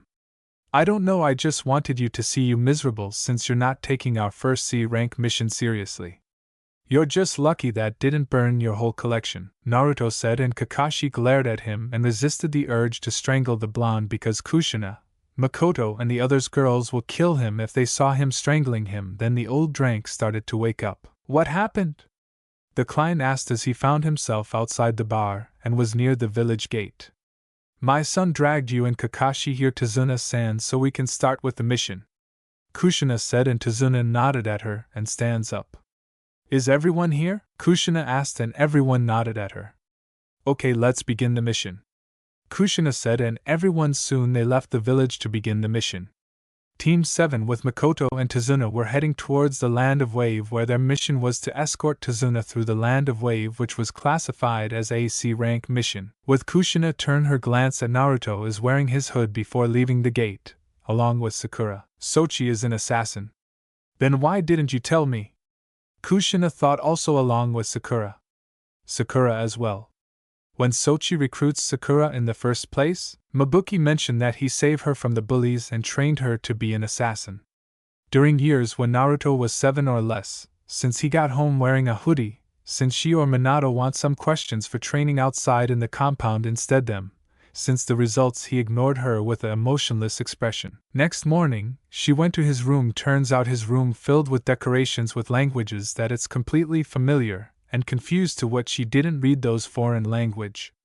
She saw Naruto came home with some flowers, turns out they're from the Yamanaka, since they stores any poison-type plants Naruto acquired. She went to her friend Kyoka, Ino's mother, some question about some unique poise in its own right. She saw Naruto making a blowpipe and dart, and I used my same idea of Ino's mother in Prophecy of Sword of the Moon and Snow story. At the training grounds, she saw Naruto tested it, and fires a dart at the dummy with a blowpipe is unlike the injection sniper blowpipe. She was told by Kyoka that Naruto requires a sleeping poison and a so-called berserk poison. It was completely rare for someone obtain such interesting poison Naruto needs. During lunchtime, he got home with a slight concussion. She tried to heal his injuries, and he still refused. Kushina tried to have him opened up since Naruto failed to talk to him. Then he went outside for fresh air until she followed him. Turns out she was surprised that she lost him during his parkour in the rooftops. Flashback started. Kushina is trying to follow Naruto after their breakfast, with her husband at work while her daughter were met up with her friends, and then he jumped the corners in the streets and starting to climb. Since was confused of he shouldn't using shinobi arts, as that cause surprised Kushina about Naruto can climb in the buildings in the high speed to reach the top, with Kushina was curious about how Naruto can do something like that before. So Kushina decided to tail him by jumping in the top in the rooftop. As she arrived the top and hide something that no one can see her, she saw a nearby water tower to hide against it. Naruto was standing at the start of the route, with Naruto. She explaining to him how parkour is different from shinobi free running, since Naruto needs some practice. Suddenly he felt that some is watching him. She saw him doing push-ups in that spot. Naruto noticed the person watching him, and with a quick look with his eagle vision Naruto determined that there was not harm from allowing the women to continue watching him. Kushina on the other hand saw his eyes that he knew she was trailing him. She was disbelief of how did Naruto can see or sense her from the start after his push-ups, until he'll decide to act. Alright, now this time I won't use chakra and this time in a round, Naruto said as he is on his crouching start position. Now start. And thus Naruto ran up the building, using windows and bricks as handles for their climb. He would hold here or not since he did mastered it. Kushina observed Naruto and used her sensory in order to sense how he was using his chakra. However, that surprised her that she could find no traces of it being used that she senses. She attempted to follow him to see what he was doing, but on the ground she was unable to keep up with him and lost sight of him. How did Soichi doing that, while he can run and jumping fast without using chakra? Kushina wondered. Week later. Another week passed. Since she told her husband about those items that Naruto interests, Minato told his friend Inoichi about Naruto somehow was interesting. A poison involves with knocking or sleeping some targets, and even a rare berserk poison too. Since she got the same thing during that happen, when Naruto got home, they want his answers for training outside instead his home, since they tried to talk to him with no answer. Few of his friends told Minato about Naruto create a miniature version of a crossbow mounted on his wrist. So what purpose of how Naruto was interesting? During that, Naruto requested to build sword and dagger with a rare metal to made a lightest strongest sword that he could made. Kushina told him about Naruto's parkour. Turns out that made him surprising of how Naruto can run and jump in the windows, brick walls, include obstacle courses, running, climbing, swinging, vaulting, jumping, rolling, quadrupedal movement, and the like, depending on what movement is deemed most suitable for the given situation. They want to know how Naruto can free running of how fast since unlike the shinobi free running. Kushina was getting frustrated. For the past week she has been trying to follow Naruto to no avail. While she always saw him at the different starting point after breakfast and lunch, they would always start climbing walls and running and jumping on rooftops. She would be able to follow him for a few minutes, but would lose him quickly after. She tried to find him, but she did not understand how, since walls of Konoha buildings were designed to prevent chakra legs and hands from sticking to them, she would always fall down. She still had not realized that she should not be using chakra and using bricks and windowsills as footings. While in the streets, she followed Naruto on foot after his free running exercise. She saw nothing beyond the crowd that surprised Kushina of how did Naruto disappeared in the crowd. After months, Kushina tried was failure. Since she told Minato everything, since he told her about each of the Umbu lost sighted on Naruto and hide in plain sight. They tried to follow him in the forest when he had his Umbus scattered in the flanking positions if Naruto did leave the walls or the training grounds. As they followed Naruto in the lake and jumped down to the lake before the Umbu will attempt to get him out in the lake, turns out that there is no sound of splashing or Shunshin was able to escape. Now the result of Naruto's stealth capabilities were unable to track Naruto if his skills. At home, they saw Naruto that he was fine. Doton went to stairs before telling him for dinner. Turns out that her replied, "I already eat with some friends." Then he went to his room and his last words, "Don't disturb me, or I will leave the nest and never return to this place again." That only caused Kushina's heartache from his words. It's like the bonds will be broken soon. But somehow they need to find the way to fix their bonds. Flashback ended. During their journey, Kushina, since she recovered from her heartache, Mikoto and rest of the girls would try to talk to Naruto minus Sakura while she was covered the rear. But the blonde didn't pay attention to them because of the book about Fuinjutsu he was reading, much displeasure of the girls, while Kakashi was doing the same, reading his Ika Ika book, and finally Tazuna, who kept bragging about how awesome he was, much annoyance to everyone. So far the journey was normal, until everyone was able to see puddle in the road. Genjutsu. Everyone thought, and Naruto secretly prepared a throwing knife in his sleeve while Sakura prepared. They passed through the pond when suddenly chains appeared out of nowhere, and Naruto reacted quickly and threw his hidden knife and hit the chains, stabbing it to the tree. Something pulled out from the puddle and was revealed to be two missing nins. Kushina and Makoto were about to charge at the two missing nins when suddenly Sakura passed through them, and they quickly did a hand sign, with Naruto letting her to do her work. Kage Bunshin no Jutsu. Shadow clone, she shouted before two clone each appeared besides her. Each of the clones pulled out ninja wires from her pouches and quickly surrounded the missing nins with the wires before delivering a blow to them, sending them flying to the tree. Then the clones circle around the tree once, and then pulled the wires and tightened the wires to make sure the missing won't be able to move. The missing nins were about to try to escape the wires when suddenly they felt something on their throat. They looked up and saw Naruto was looking at them with a cold glare, and has wrist blades near his throat, and while Sakura's clones yanked them. That caused Kushina, Makoto, and Kakashi, seeing Sakura used Kage Bunshin in her young age with a large chakra reserves. Who sent you? Naruto asked in cold tone. And your targets? Sakura added. Like hell, we'll tell you, brats. One of the masked nins said, and a smile appeared on Naruto's face that made the masked nins creep out. You're gonna regret those words, Sakura said, as she gazed at Naruto with a nod, then replied a nod from Naruto, before he glanced at their clones and ordered something to the clones and knocked the two missing nins out before dragging them to deeper parts of the woods. Naruto. Sakura. Kushina called, and Naruto turns around and saw everyone was running towards them. Oni-chan. Where are your clones taking them? Naruto asked, and before Naruto or Sakura could answer they heard a scream. The scream was so loud that it could be heard through the entire forest. We told my clones to interrogate the missing nins. We should really thank Anko Ni-chan for those lessons, Naruto said with Sakura a sadistic smile on her face, and every Konoha jounin turned pale in hearing this. They knew Anko's reputation as a sadist, and if Naruto was learning under her, he might become a sadistic person. Anko. Are you teaching Naruto Sochi you're stylish? Kakashi, Kushina thought. Suddenly Naruto and Sakura's eyes widened for a second before he closed for a moment before opening them. As Sakura turned at the group and said, Our clones are done interrogating the missing nins. Sakura reported, What do you get out of them? Kakashi asked, and Naruto started to talk. Those two were the demon brothers who were Chunin level missing nins, and both of them were hired by Gato, Naruto said, and everyone started look at him surprised, then turned their attention to Tazuna, who was now sweating bullets. Along with Sakura, is there something that you're not telling us, Tazuna-san? Sakura asked as her eyes narrowed. I don't know, what are you talking? Tazuna said as he looks away. Since he can't deny the assassins. Just tell us, what are you up to, old man? Why didn't you tell us there are also ninja targeting you? This mission is at least BA rank mission, Satsuki said angrily.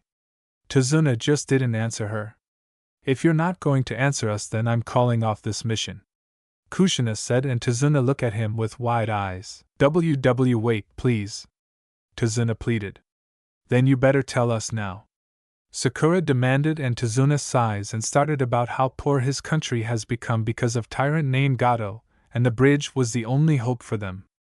After finishing his story, Makoto looks at her best friend and said, Kushina, I think it's best we return home. This mission might be too much for our children. Kushina nodded and was about to give her order when suddenly Naruto cut in. I think that's a stupid decision, Uchiha-sama, Naruto said, and everyone looked at him. What do you mean by that, Naruto-kun? Makoto asked, and Naruto sighed from them not seeing the obvious thing. We have an A-rank shinobi, an S-rank shinobi, and sulfur monosulfide rank shinobi who is par with my father, and you're telling us that we should return home? Naruto asked, clearly annoyed by Uchiha matriarch decision. But Naruto, you and rest of the girls are only genins for 3 months, and clearly all of you are not experienced enough. Kakashi said, and suddenly felt a sharp near his neck and saw Naruto was extended his hidden blade at him. Everyone was surprised by his actions, and especially Kakashi after seeing Naruto's cold eyes. Don't talk me like that, Hitaki, like you know me. You don't really know, since most of everyone in the family and their friends ignored me in the past, Naruto said, and the adults with Naruto flinched in hearing this while Satsuki looked confused. Clearly she didn't know Naruto was talking about. I agreed with him, Hitaki-san, causing Kakashi and Kushina shocked along with the girls shocked and surprised of how Sakura's behavior, and called Kakashi or sensei his surname. You may be our sensei, but I don't trust you. Now Naruto, calm down, and you too, Sakura, please, Kakashi said as he tried to calm Naruto down, along with Sakura, but Naruto just looked at him with emotionless eyes. Try to talk to me like that again, Hitachi, and I will take something that made you a man, Naruto said emotionlessly, and Naruto raised his another arm, then another hidden blade extended pointed at near his crotch, and Kakashi rapidly nodded his head. He was scared at threat that Naruto made. Naruto put his wrist blades away, much relief of the masked Nin, and Naruto looked at Kushina with arms crossed. So are you really going to abandon this mission, sensei? Naruto asked, and Kushina was hesitant for a second but nodded at him. I'm sorry, Naruto, but this mission might too much for all of you. There might some situation that you might need to kill someone, and all of you are still too young for that experience. Kushina said, don't worry, I kill a lot of creatures in Forest of Death all the time when I train there along with Sakura-chan, and I'm not afraid to take another being life. Naruto said, and everyone looked at him with shock hearing that he already killed a living being and going to the Forest of Death. What, you didn't tell that me or your father that you were training there? What would happen if you get killed? Kushina screamed at his son, and Naruto narrowed his eyes at her. As he whipped his flintlock aim at Kushina's face, with her eyes widened of how he is about to do, now with a click, bang, as loud gunshot surrounds the forest, sending the birds and the trees flying hastily, and for once in their lives, everyone is completely shocked and terrified from a strange weapons Naruto wielded. It reveals Naruto Mr. shots his aim at the tree with a hole it hits with the smoking barrel of the flintlock that terrifies Kushina. She was completely stunned. As Naruto quickly took out another one aiming at her same spot, causing Kakashi and Makoto shocked if Naruto will kill his mother for the neglected actions that they made. Since that weapon Naruto possessed is loud and deadly. Let's go one thing straight, Kushina, Naruto said very cold tone, and everyone shiver at this, especially Kushina and Naruto. They never heard this kind of tone from Naruto before. You, Minato, or any of your friends or in the village didn't help me to become a ninja. I trained my ass off so I could be strong shinobi without any help. You and the people of Konoha have nothing to do with my training. I trained on my own. Itachi-ni-san and Anko-ni-chan are the only ones who helped me train. They are the only adults that I can trust the most in Konoha. So don't judge me on what I do, because you or any adults in Konoha aside from Itachi-ni-san and Anko-ni-chan don't know me at all. Naruto stated, releasing all the anger that was hidden in heart since he was a kid. Itachi and Anko are the only adults that Naruto considered a true friend and family, while every adult in Konoha is nothing to him. But the reason that he didn't complain about not being trained since he was a kid because of all of his assassin ancestors' training about learning to hide away his emotions, and Naruto was glad that he received that training because it helped him to calm down, and if wasn't for that training he would have snapped a long time ago. Everyone was looking at Naruto with wide eyes by outburst, and all the adults couldn't help but be feels ashamed and couldn't deny the fact that Naruto was right. Naruto was also feeling ashamed because she knew that she was the reason that most of the adults ignored him. Satsuki were completely shocked hearing this and couldn't help but feel sorry for Naruto. As Sakura went to Naruto to calm down as she placed her hand at the flintlock and lower it down. That's enough, Naruto-kun. Please, you don't want to break the first tenet, Sakura said. Naruto let out a sigh, as he cocked up slowly the pistol and replied. Thanks, Sakura-chan, and look at them. A Konoha shinobi don't back down from mission, and if we abandon Tizuna-san we are leaving a dying country to a madman, and I will not ignore this. Naruto said as he started to walk ahead, but moments later he stops. Then Naruto reloaded his flintlock with quickly and looked back at them. Those who broke the rules are trash, but those who abandon their comrades or people in need are lower than trash. I refuse to be lower than trash, so I'm continuing this mission even I'm going to become a missing nin for the sake of people in the land of Wave. Naruto said, then place his flintlock on his holster, and everyone looked at him with wide eyes, and Tazuna started to feel great hope that Naruto was willing to continue the mission even he lied to them. Tazuna started to follow Naruto, then Sakura looked at Kushina. So am I. As a matter of that fact, we assassins can't sit around do nothing, Sakura declared, which made Kushina shocked and surprising and terrifying. As Kushina collapsed, since she had recovered from the gunshot that she almost had her kill from that weapon Naruto manufacturing. You and Naruto were assassin. Kushina exclaimed along with Makoto that she knew the assassin were completely extinct, and now they are resurfaced. It's unlike the Senju and Uchiha clan wars, assassins and Templars were also great rivalry. Yes. Naruto-kun and I are assassins, and no, is that I'm a novice with the mentor. Sakura answered. Novice? Naruto confused.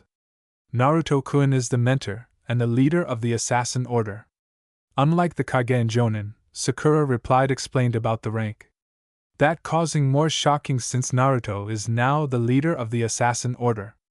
I'm a novice means that is also unlike the genin, since Naruto-kun taught me to kill and skin animals at the same forest of death for survival with food. It's not my first kill in this outside world.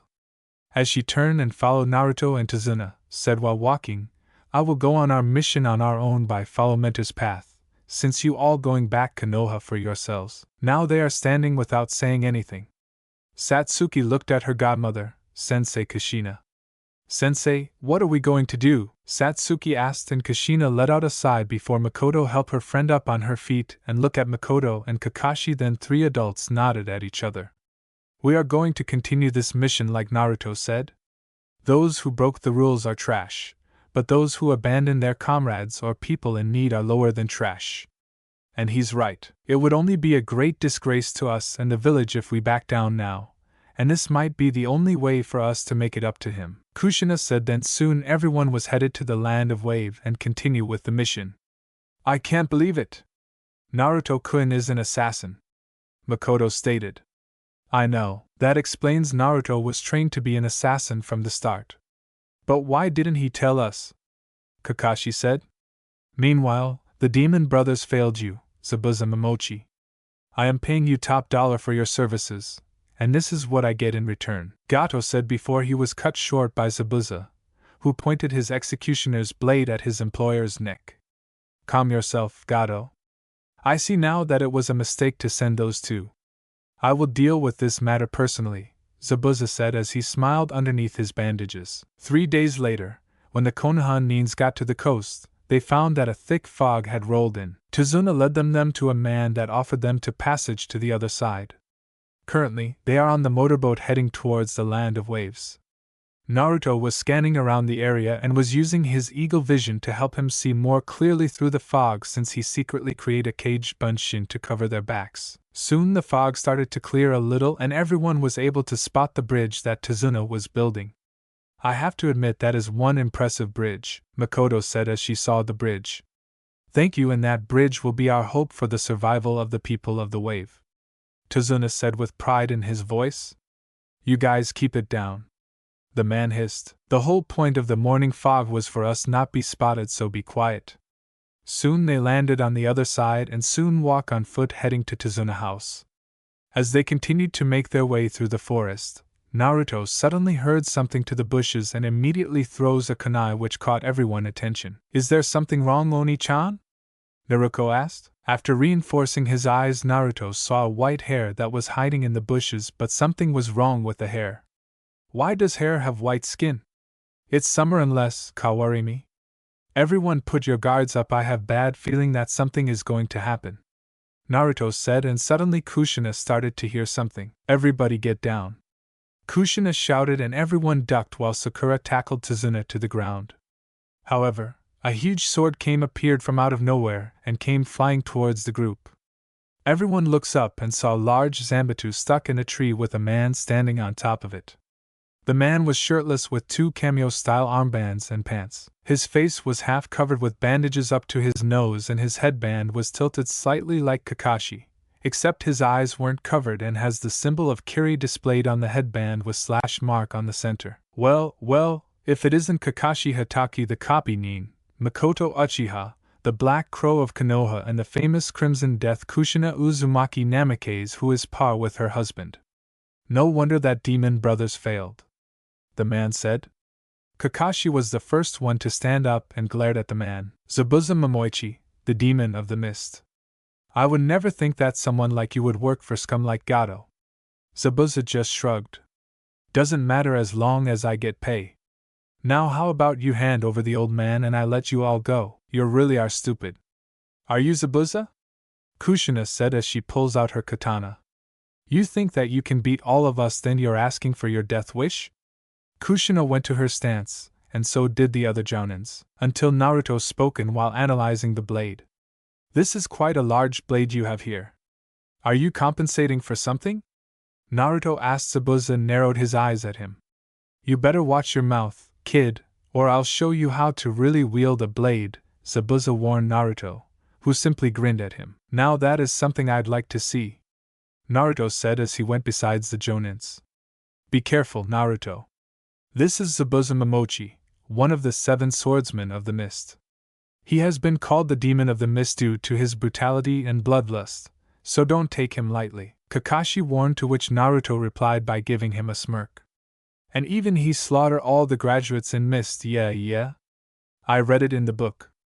Naruto finished. Don't worry about me, Hatake, this guy lost this fight the moment I became his opponent, Naruto said as he unsheathed his sword and dagger of Altair and entered into his fighting stance. Don't push your luck with me, kid. You may have some skills, but I've been handling a blade a lot longer than you have, Zabuza said as until he noticed a symbol on his chest. Naruto, stand down, you stand a-chan. Makoto was suddenly cut off by Zabuza. Hold on a minute, Uchiha. This kid is an assassin? I seen that symbol of a long time, Zabuza asked, and Naruto nodded at him, and Zabuza was grinning under the mask, which made the jonin surprised if Naruto possessed one of the ancient swords. So are you accepting my challenge? Naruto asked. Well, who am I to deny an upcoming kenjutsu user to prove his swords? Zabuza said. Then he jumps down and grabbed his zanbatsu and went to his stance. Naruto had his sword and dagger of Altair in his hands and also went to his stance.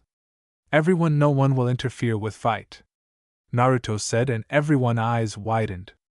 Naruto, you can't be serious, you'll die, Kushina said, concerned and worried tone, and Naruto looked back at her. If you're really sorry in what you did to me, then you or anyone won't interrupt with my fight, Naruto said. Kushina was taken aback by his words and decided to respect his decision. Ready, kid? Zabuza asked, and Naruto nodded at him. Everyone was quiet, and both fighters were waiting for one of them to strike first. Then how about you show me instead of talking me to death? Naruto said as he ran towards Zabuza.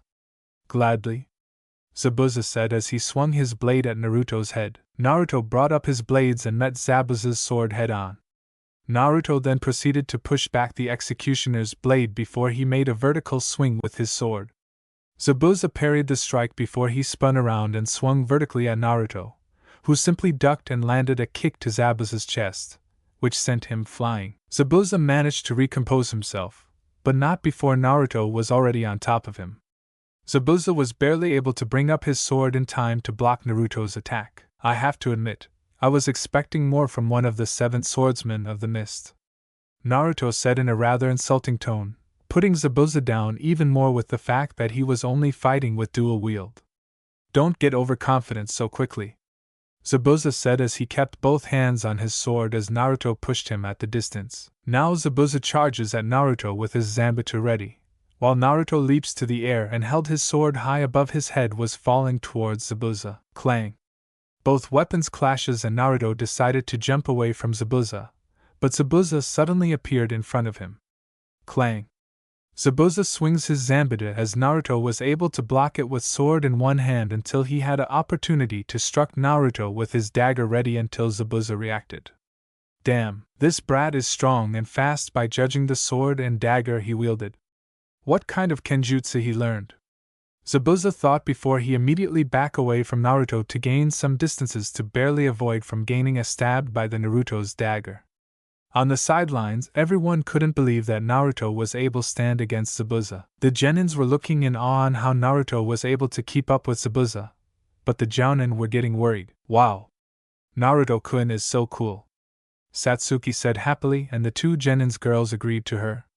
He sure is, Sakura added. At the fight, Naruto and Zabuza facing each other on the distance, as he was. You're a good kid. I want to know your name, Zabuza said. He was very impressed on how Naruto was able to keep up with him, and he was only a genin, but his skill as Kenjutsu user is at least an Anbu level. Naruto had small smile on his face and stated, My name is Naruto, Naruto Altair Cormac. The master assassin of the new assassin order. With a proud voice, and Zabuza grinned at him after hearing his name, getting shocked gasp from everyone except Sakura. Naruto Altair Cormac, so you had inherited the name from the legend, and also the Templar as well. Tell me, did your mother teach you to fight like that? Zabuza asked in curiosity. He never saw that kind style before, and the kid was able to produce the sword out nowhere, and he didn't sense any chakra. Naruto scowled at hearing his mother teaching him, and shook his head. That made Zabuza look at him surprised. I was never taught by her or anyone in the village. I learned from someone else who I considered them as my idols and even my parents.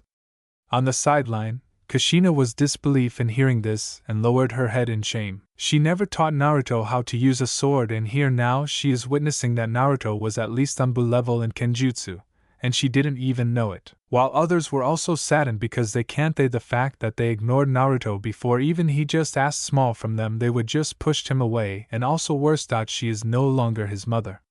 By hearing his idols were his parents now. That's a shame, kid, but I got to say I'm really impressed. If you were born in Kuri, I would have taken you as my apprentice. You have talent, kid, but too bad this is the end of the road for you, Zabuza said and made a tiger sign. Kirigakyu no Jutsu. Hidden mist, Zabuza said, and soon mist started to get thick and soon it started cover the whole area.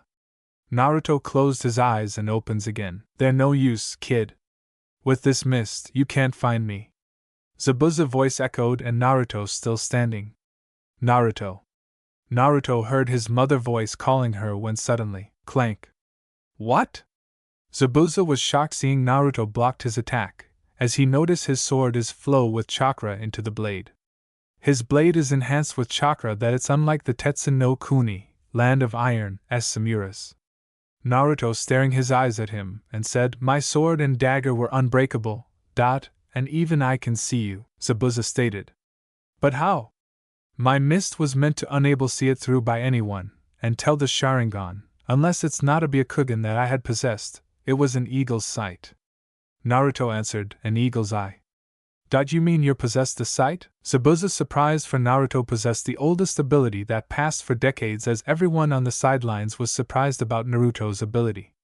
You don't want to know, Naruto replied, as he disappeared with blur, as Zabuza felt a kick on his stomach, until he kneeled down, then he felt something on the lake, as he looked down to see the water was solid ice into a sheet.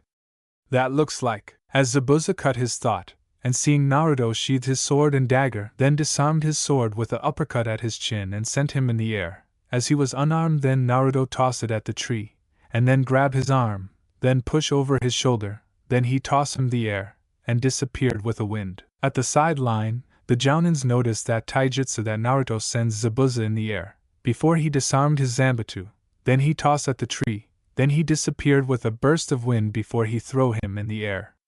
As the Genins and Jonins saw Naruto behind Zabuza in the air, they recognized that move. That looks like, guys, Kakashi is about say about that taijutsu he'll perform. Is Sochi is attempted to use Omen Renegade, Front Lotus? Kushina wondered. When did Naruto learn that? At the fight. It's over, Naruto said to Zabuza, as he grabbed him on his waist and using an aerial suplex, is in a Koka. Drop. Then start spinning pile driver with Zabuza until hitting the ice hard that shatters the ice that erupts the stream of water. Then Naruto landed on the water standing, while seeing Zabuza was on the water floating. Everyone was surprised at this and all, while Zabuza was shocked and disbelief in what he was defeated by a mere genin. Zabuza groaned in pain. He was about to sit up, before stand, and felt something on his neck. He looks down and saw Naruto was holding the sword of Altair near his neck. "It's been a good fight, Zabuza-san, but this is your end," Naruto said before Zabuza could talk. Suddenly a pair of samban pierced the man's neck. A Zabuza eyes rolled up in the back of his head, splash on the water. "Naruto." Naruto turned his head and saw Kushina and the others were running towards him. "I would like to thank you for stalling him for me. I have been after Zabuza Momoichi for a long time." Everyone looks up and saw a young person wearing a mask that was wearing a blue robes that covered his form. She is holding Zabuza's sword that Naruto tossed it at the tree to prevent him to retrieve it. "You're a hunter nin from Kiri?" Kakashi asked, and the nin nodded at him, then jumps down from the tree and grabs Zabuza's body by pulling the man's arm to her shoulder.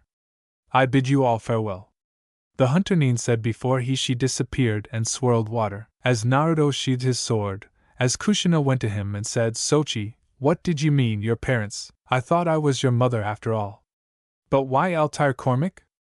Kushina asked during the fight against Zabuza about his name is Altair Cormac. Naruto sighed, for he had remembered he went somewhere to change his name and free himself from the cage. It was his path to take as an assassin. Flashback start after graduation. As a burst of wind appeared, then it subsided to reveal to be Naruto.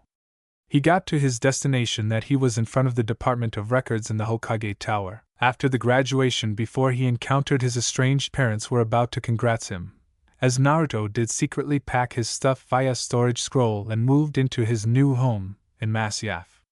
Naruto walked up to the lady at the front desk, before took off his hood. Before he still had that hoodie, she immediately recognized Naruto. "Ah, Naruto-sama. What brings you to this section of the tower?" Naruto smirked and said, "As you can tell from my Hitai 8, I am now a shinobi of Konoha and now legally an adult. I am here for a legal request form to change my name." The woman's expressions were ones of shock. "I had planned to do this a few years ago, but I would have to have been emancipated to do that, and doing so would draw far too much attention, and I knew that if I'll tell Hokage-sama would never allow it," Naruto explained. The woman knew of the estranged relationship between the family? She is also one of few people besides Itachi and Anko. He felt sorry for him for being shunned and Naruto, but she didn't think it was this bad. Nonetheless, she handed Naruto the form.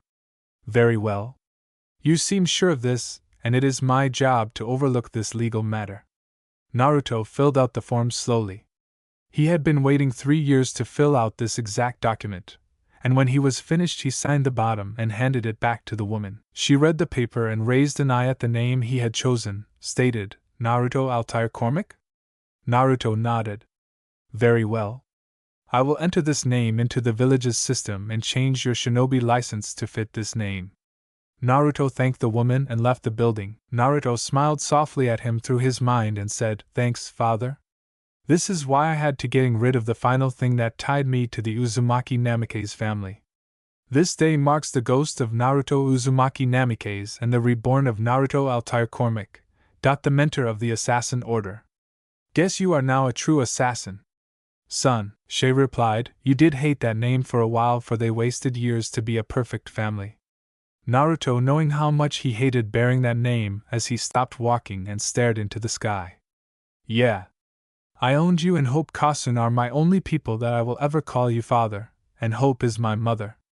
I will no longer their son, anymore." He heading towards the Akamichi's barbecue restaurant, before he put on his hood, and with a smile. "For now it's time to celebrate." Flashback ended. Naruto looked around and seeing everyone looked at him, minus Sakura, she knew his surname, and confused Tazuna. "Fine then, guess I had to reveal myself now." That made them more curious, minus Sakura remained silent. As he sighed and announced, "Everyone, I have an announcement. I am not a Namikaze or an Uzumaki anymore." Getting gasped shocked from everyone except Sakura. "WW what? Naruto W, what are you talking about? You are my son, of course you're an Uzumaki and a Namikaze," Kushina said in a disbelieving tone.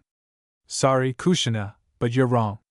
My name isn't Naruto Uzumaki Namikaze anymore. It's now Naruto Altair Cormac, Naruto said, with his eyes narrow at the shocked and disbelieved expression on her face before continuing. I am also emancipated, so you can't do anything about it. What? But you can't, you're only a child.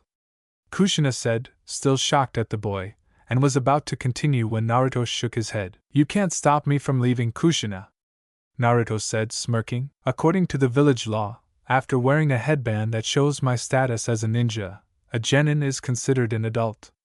There's nothing you can do now.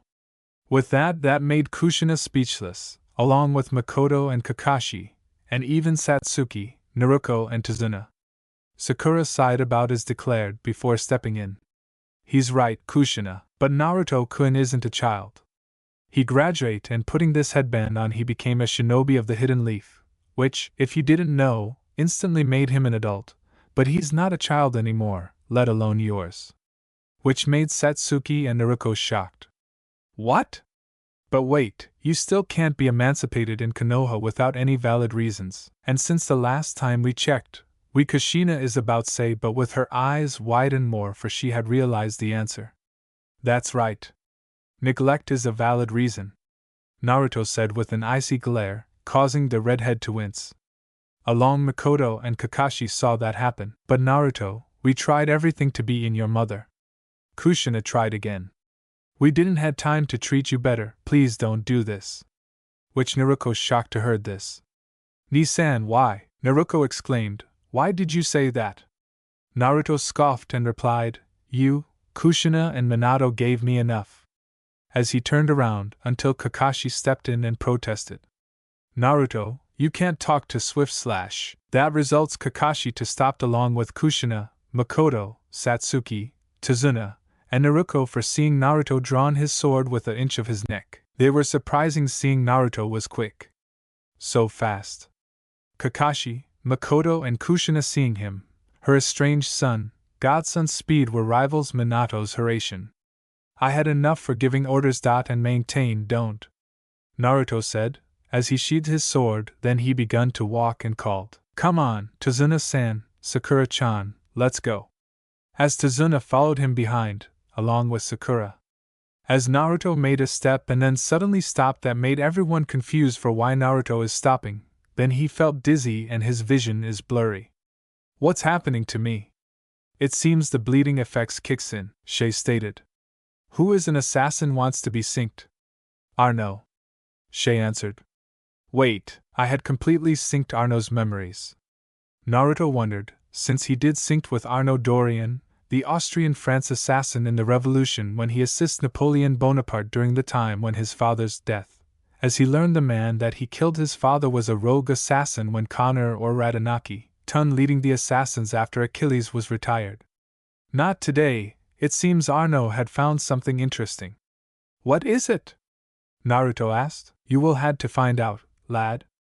Sakura was snapped her fingers front of Naruto's blank expression, then collapsed to the ground. Naruto, kun, Oni-chan. Everyone shouted as they run towards Naruto. Sakura checked on his condition and sighs in relief. Don't worry, he just exhausted, that's all. Sakura said, and everyone also sighed in relief. Then she carried Naruto in a piggyback ride until Kushina stepped in. Sakura, I'll carry. No, cannot, sensei. Sakura replied. That made sighed from Kushina as she decided to drop it and look at Tazuna. Tazuna-san, can you lead us to your house so my son can rest? Kushina said. An old man nodded at him. Sure, it only few meters away. Tazuna said, and soon everyone was walking towards Tazuna house.